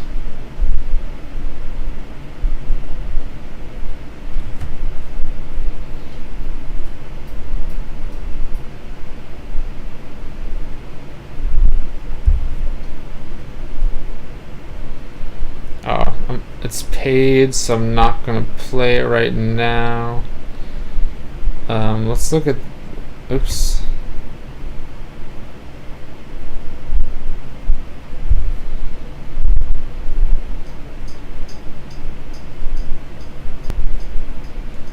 So this is their store page. Whack-A-Tile is free. Balls Invaders. So they made one of these ball kind of games. Between the Walls. Let's play it.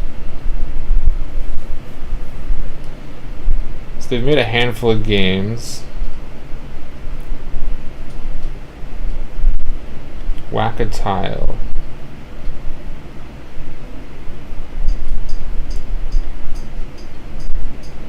Let's get this one too.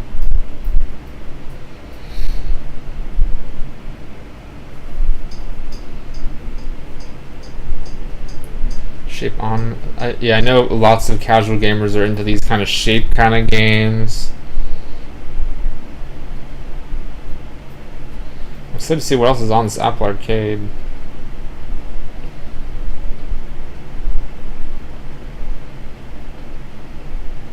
Pac-Man Party Royal. Oh man, this looks really fun. I love these kind of multiplayer Pac-Man arcade games. Like, I'm really addicted to those games. Overland. Oh man, this looks so cool. I want to stream some of these games sometimes.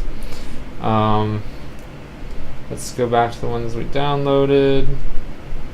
Between the Walls. So this is made by this person in the group that just shared this article about mobile game production.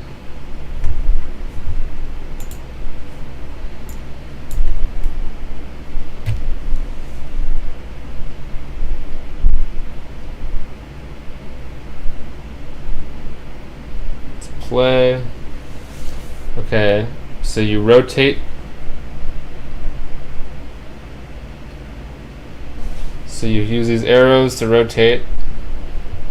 Let's do that. I like the shadow effect. Oh no. So there's like a strategy having to. Oh, so you're trying to like hit these special ones if you can. So like there's like some cool strategy to this game. Like if you want to try to make it bounce back and forth directly so that you can kind of maintain it, but then obviously it slowly devolves into chaos. It's different every time. Kind of like Hex Stars, how every game mode is a little different when you play Hex Stars. I'm not buying no ads. Okay, so also, oh man. The squares are always constantly shifting a little bit, so you can't just let it be still forever. You have to kind of upkeep it, which I like. That makes sense.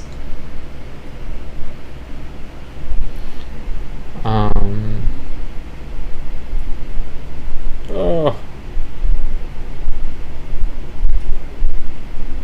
Trying to get these power-ups. I'm guessing that slows the ball down.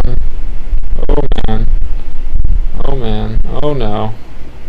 So let's go home.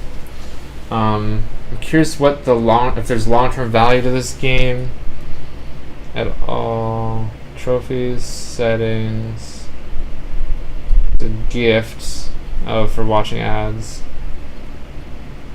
I guess I'll watch it. Looks well made, says Madman PS2. Totally agree. That's like a super fun gameplay system. Let's go back. I wish. Oh, what's this? Oops. So this. Okay, cool. They have like a link to their account. That makes sense. So you can select the number of tiles you start with. That's cool. I love it. Yeah, I love the graphics too. Oh man, this is different. Oh, so that one's very different. Like the certain, it would surrounded the ball, and certain ones would kind of be broken. That was interesting. I feel like this is such a, like, the thing I'm always going to be saying about all these games is how do we maximize long-term value, you know, for the players. So like this is a really fun gameplay system, and so what can we design around the gameplay system to create something of long-term value that players would continue playing long into the future beyond just the initial appeal of the gameplay? Like, how do they progress the gameplay based on how they do over time? Are there competitive events around it? Are there customization things you're unlocking? Like, there's all these different activities you can create to create long-term value. So I feel like this is such a good gameplay system. It deserves like a really fun, a really good like system around it that encourages players to play in the long term, you know, beyond just the gameplay. But I feel like the gameplay system is amazing, super fun, super addicting. I want to look at this Whack-A-Tile too. This one looks fun. This one is Landscape. Crazy Oyster Games. Normal, shuffle.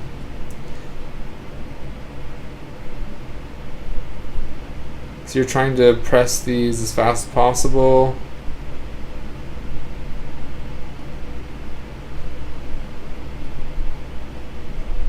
That gets a little harder.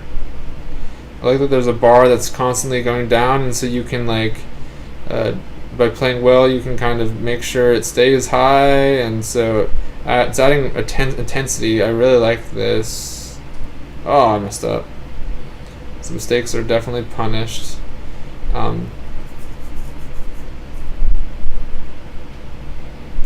I like that even if I make a mistake, if I focus, I can kind of get back to where I was. Oh, now you're hitting 2. That's cool. You can hit them at the same time. I love that. It's kind of... Oh, man. It's really working my brain. Okay. That was a really fun gameplay system as well. That was really well made as well. And I could see you doing like all kinds of stuff to kind of... like how it was getting harder. I like that. Like, it makes me want to get farther and farther to see what new features are added. Like, all of a sudden I had to hit 2 of them, and then it was changing where they were. It was adding multiples of a certain kind of tile. Like, I feel like they could keep adding like different elements like that to keep it getting harder a little bit, or maybe over time add more elements to like change up the gameplay. Or maybe there's different modes. I'm not even sure. It's normal, easy. That's difficulty. And there's a whack mode, a static mode, a memo mode, shuffle mode. So I played shuffle, let's play whack. So this one, they're constantly changing. So yeah, I think this would be awesome if it was all like tied into some like progression kind of system. Oh, you have to hit it twice, okay.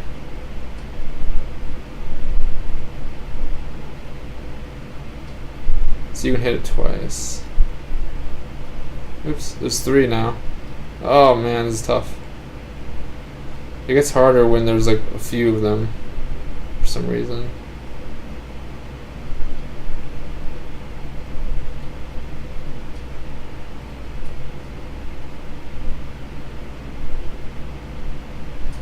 It's hard to think about anything while you're playing this game. Feels a little long to me at this point.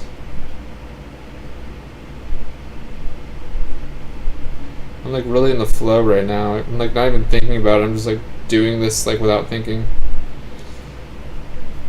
So there's an ad. I'm wondering if that was like I won the level or something. Okay. Yeah, this is cool. It's smart that they include the link to their app store. I should do that. Include links to my other stuff. Another thing I liked, I forgot, this Spoons Buzz game.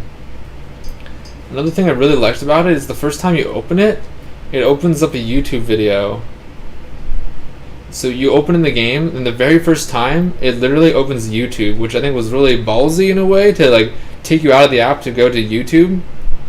And it basically plays this instruction. It's kind of hard to see, but you literally open the game and it takes you to YouTube, plays the game, then you can go back. That is super ballsy, says Matt Man. Yeah, I think it's smart because like it puts like the creator at the forefront. It lets you know that there's a real person making the game, and it's introducing their social media so you can subscribe. Like I think that's super cool. But yeah, like you said, it's ballsy. I think because like it's taking you out of the app, and that's kind of dangerous to do right away the second you install. But I thought it was cool. Like I think a certain kind of player that will make a connection with, and also the game is a little confusing, so it makes sense that they want a video playing. But like to take them outside the app, I thought was interesting. Like I think that's an interesting thing to consider, like depending on what kind of app you're making, what your social media strategy is. But I've never seen anything like this before where it really takes you out of the app. So I thought I respect that move. I think that's cool. But yeah, it has all the links to the YouTube videos on their page. But yeah, it's just something else I randomly thought of.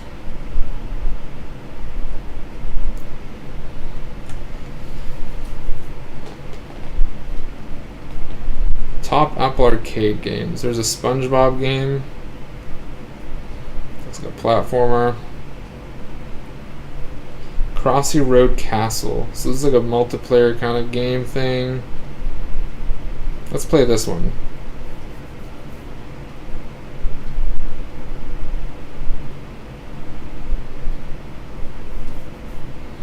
Endless co-op platform fun. The Last Campfire.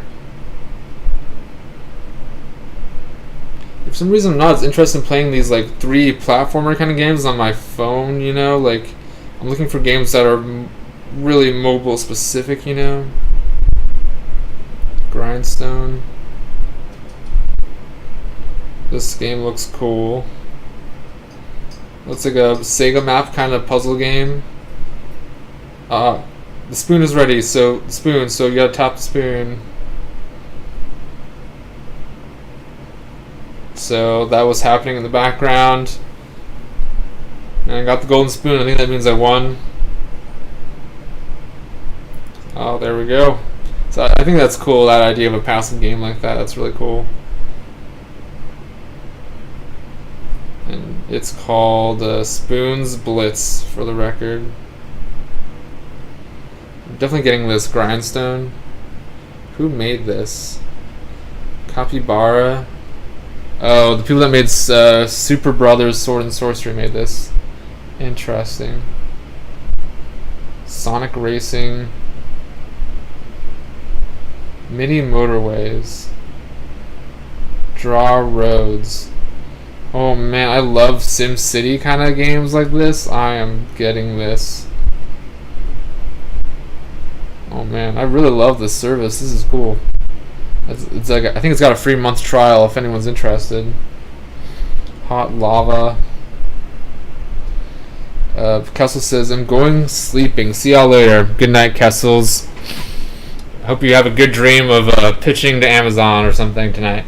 Madman says, please give thoughts on hyper casual Tekashi 6ix9ine game. I think it's an interesting case of intellectual property meets hyper casual. Wow, this sounds insane. Let's see. 6ix9ine Runner. So they call it 6ix9ine Runner. Okay, so they must have worked with 6ix9ine. Interesting.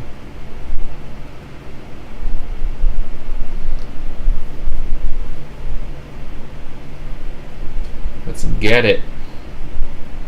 Good suggestion. Thanks for suggesting that.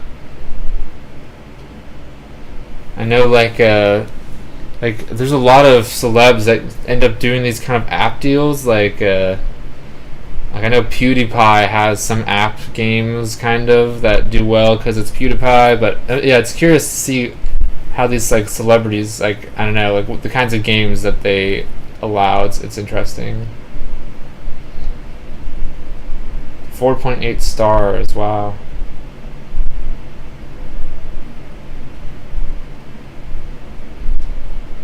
Game Jam Company.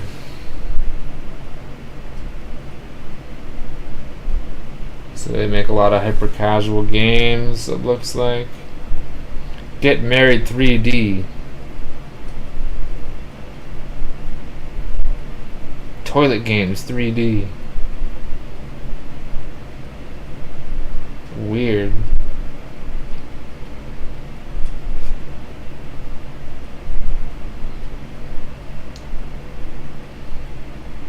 It is downloaded. Let's play it. I feel like the company built a fun runner, then reached out to celebs. Interesting. Okay, that's interesting. I could see that because they say, "Hey, this is a fun game. We've tested already. Like, this is how much money we're gonna make, probably." So then they make the deal. Like, that's interesting. I could see them doing that. And plays a guest. It has like an inmate shirt on him.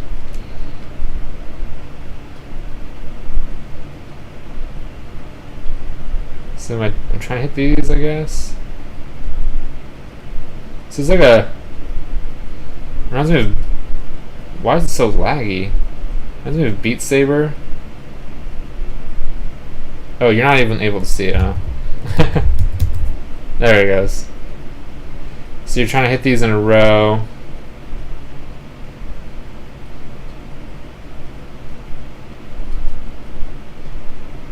Interesting. I love the vibration feedback. It feels amazing. Wait, is this good or bad?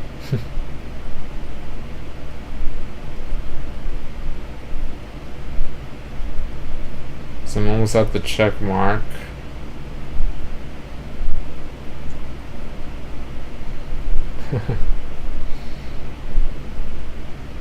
It's funny.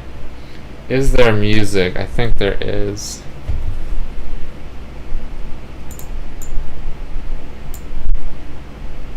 I'm not sure how loud it is.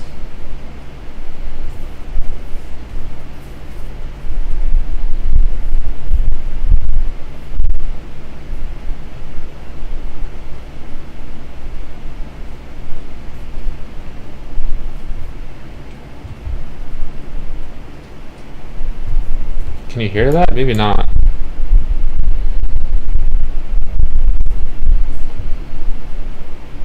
I turned up the volume, but I'm not sure that it's playing. Let me try to play again. No, can't hear no words, just wondering if it was a song. Oh, that's a good point.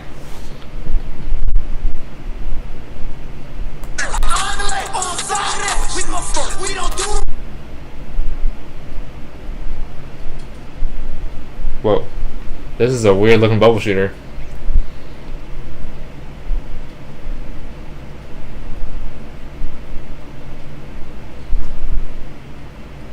Okay, I heard it. Yeah, I heard it before the ad too.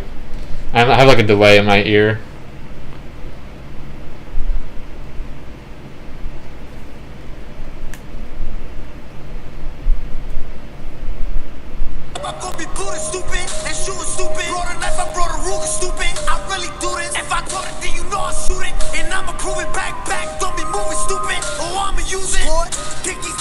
I feel like getting it perfect. Come on.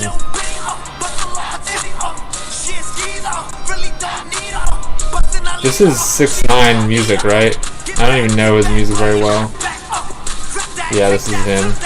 So they did use this song. Interesting.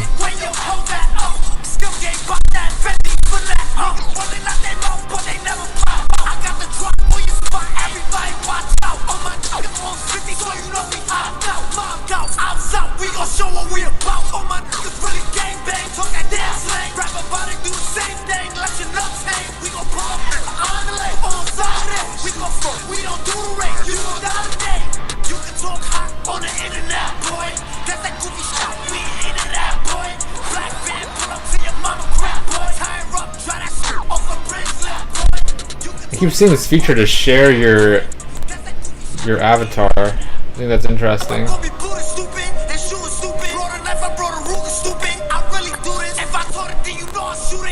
Now color your teeth and hair and make a TikTok. That would be a good TikTok probably, huh? Let's go home. So you can compete with your friends. I could see that being a good feature. The competitive stuff. Okay, so you can unlock. Oh my god.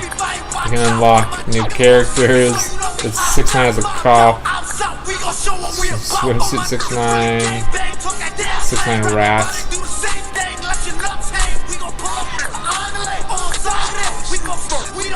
These cost more and more expensive. Rob police.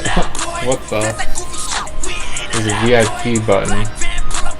So, for 1 year, you can spend a subscription. OMG, the prison rat costume.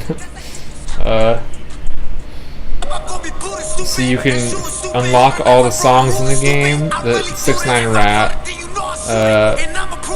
The ads are gone. Some of them. Unlock all characters. Unlock all weapons. And to do it for 1 year, $100. I wonder how many people do that. That is insane. $100 for this type of casual game for a year? That is crazy. You can do it for $6 per week. What? What is the value in this game? Especially after you unlock all the stuff. Oh my god.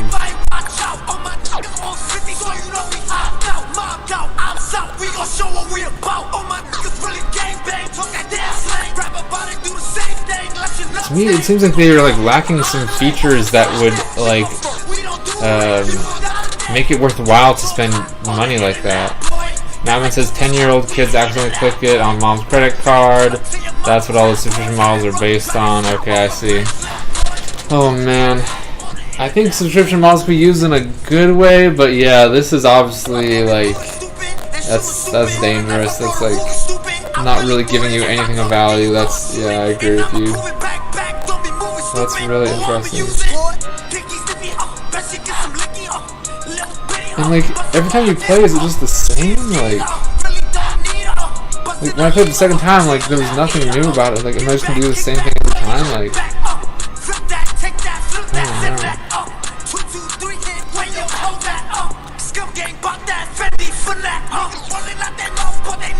Weird.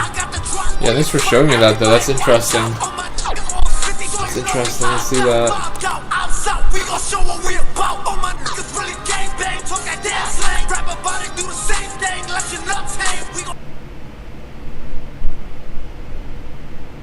What's with the reviews?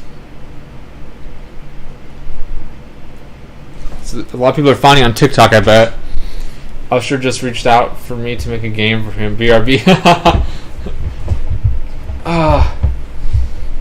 You should have said R. Kelly. This new game 6ix9ine Runner, when I seen it on FYP for your page of TikTok, I'm like, now this is crazy mad dope, and then I'm like, I'm gonna go download this and see how it is playing wise, graphics, ads, and it's a fire game to play, one of the best running playing games on the app right now. Whoever created this is very creative and needs to make more. Just one thing, blah blah blah. R. Kelly, LOL about peeing on people. That could be a good runner, like you're running from the police and you're trying to like piss on people. I don't want to go too far into that joke, but yeah. Reviews. What else?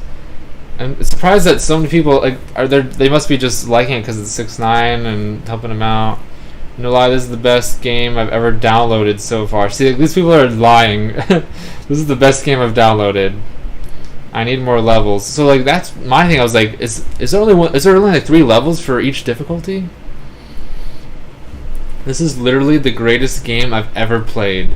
There is no point in getting a PS5 or Xbox Series X because this game outclasses every other game known to man.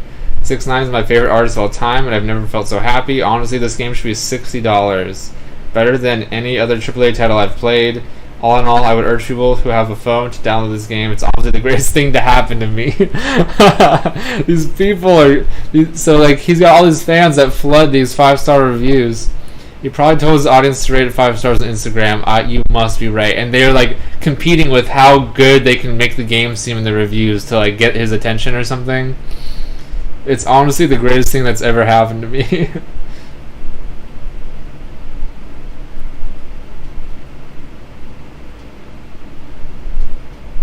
I want to look for an honest review. So the colors of the game overall and the character of 6ix9ine seem so fun, but the runs are so short. They should be longer, and once you've finished and want to move on to the next run, there's always a long ad, so that's a bummer. Okay.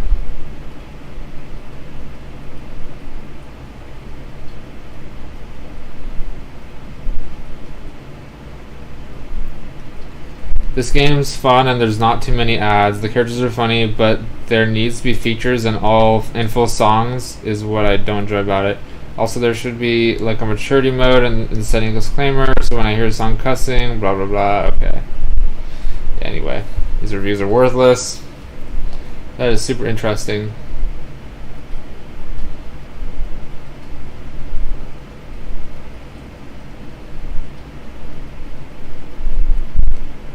Popular games. So there's like a new B kind of game where you're making matches in this hex grid. Who made this? Tactile Games. So they made the Cookie Cats games. I've seen their work before. So it's a new genre a little bit.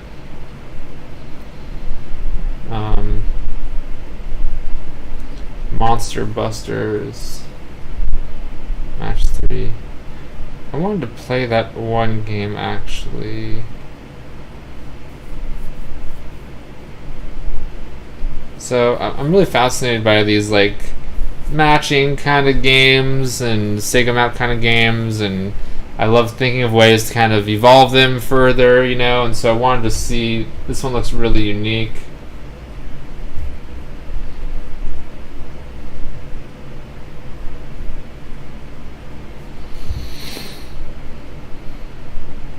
I just want to try it at least for a sec.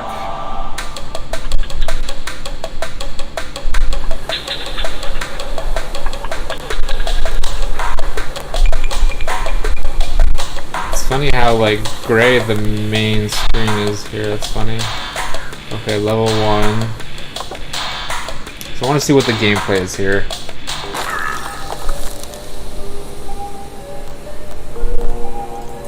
So it's our job to wipe out these guys. Select a path through all 7 of the blue creeps around him. So it's kind of path-based. And you can go diagonal as well as side to side. Now press the attack button to launch the battle. So I'm making matches with colors basically, but it's path-based to clear them. Can only path through creeps of the same color. Let's see what happens when he tries to get through 10 or more creeps in one go. So 10 or more, that's going to be the blue one, so let's do that.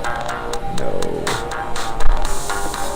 3, 4, 5, 6, 7, 8, 9, 10. Go. So it's going to do some kind of super power up thing. So already I know there's some chance in skill. Like, the skill is deciding your paths, you know, and being strategic with what you're doing. I'm sure more obstacles to make that more complicated. And the randomness is like the chances, like the stuff that falls down and fills the place. Like sometimes it could help you out, sometimes it could hurt you. So already I see the propensity for chance versus skill based decisions and gameplay and tension here. Behold the grindstone that appears after I get 10. Making a long path to spit out a grindstone. Path through a grindstone will let Joyce swap colors. Okay, so this could be interesting for the gameplay. So I'm going to use the pinks to get down here. And then when I go to the grindstone, I can switch to green.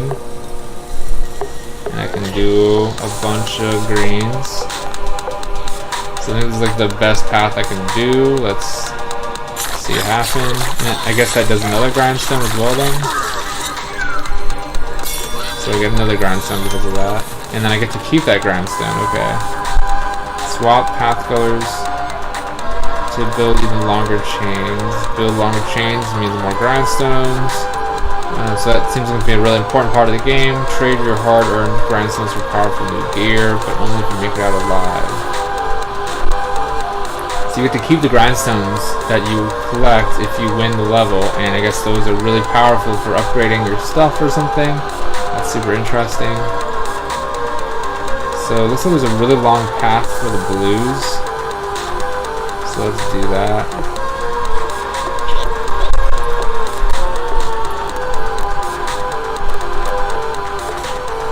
And then it looks like blues.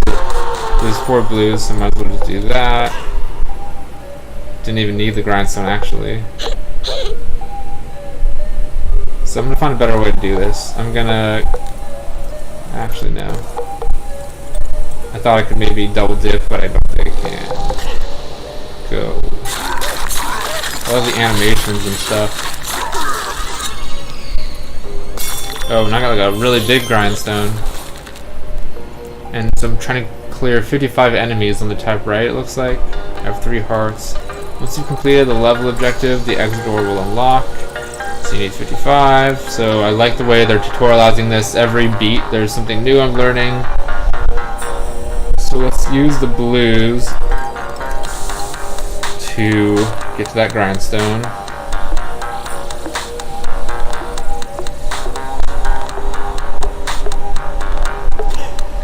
And then I can do these pinks. That's 15. I got 55. And I got a new grindstone into the gameplay. So does that mean I just win the level, or do I have to get back to the door? The exit door is open. You can leave whenever you want by selecting a path to the door. Cool, that makes sense. The longer you hang around, the more dangerous enemies will become. Remember to exit before you're KO'd, or you'll lose everything you pick up. So is there kind of incentive to stick around longer, maybe? To try to get more points, to get more of these grindstones? Let's try that. These enemies will get more dangerous, that's interesting.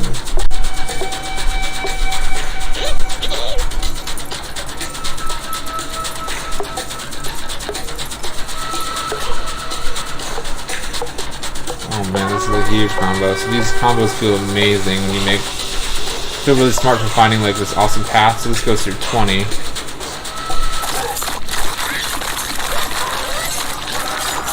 I love the frantic way he does it, especially the longer the chains are. So there's a giant one. So oh, the bigger ones are worth more pieces. That's interesting. So I don't think I can get to the grindstone right now.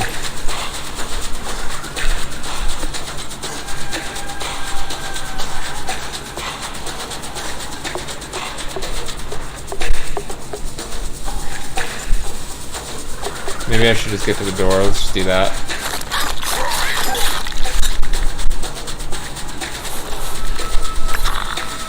This cube's all fired and ready to fight back.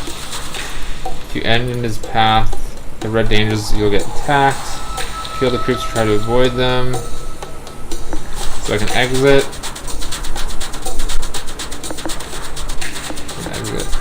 I can't land next to him. So I can see this leading to a lot of really interesting strategies and stuff.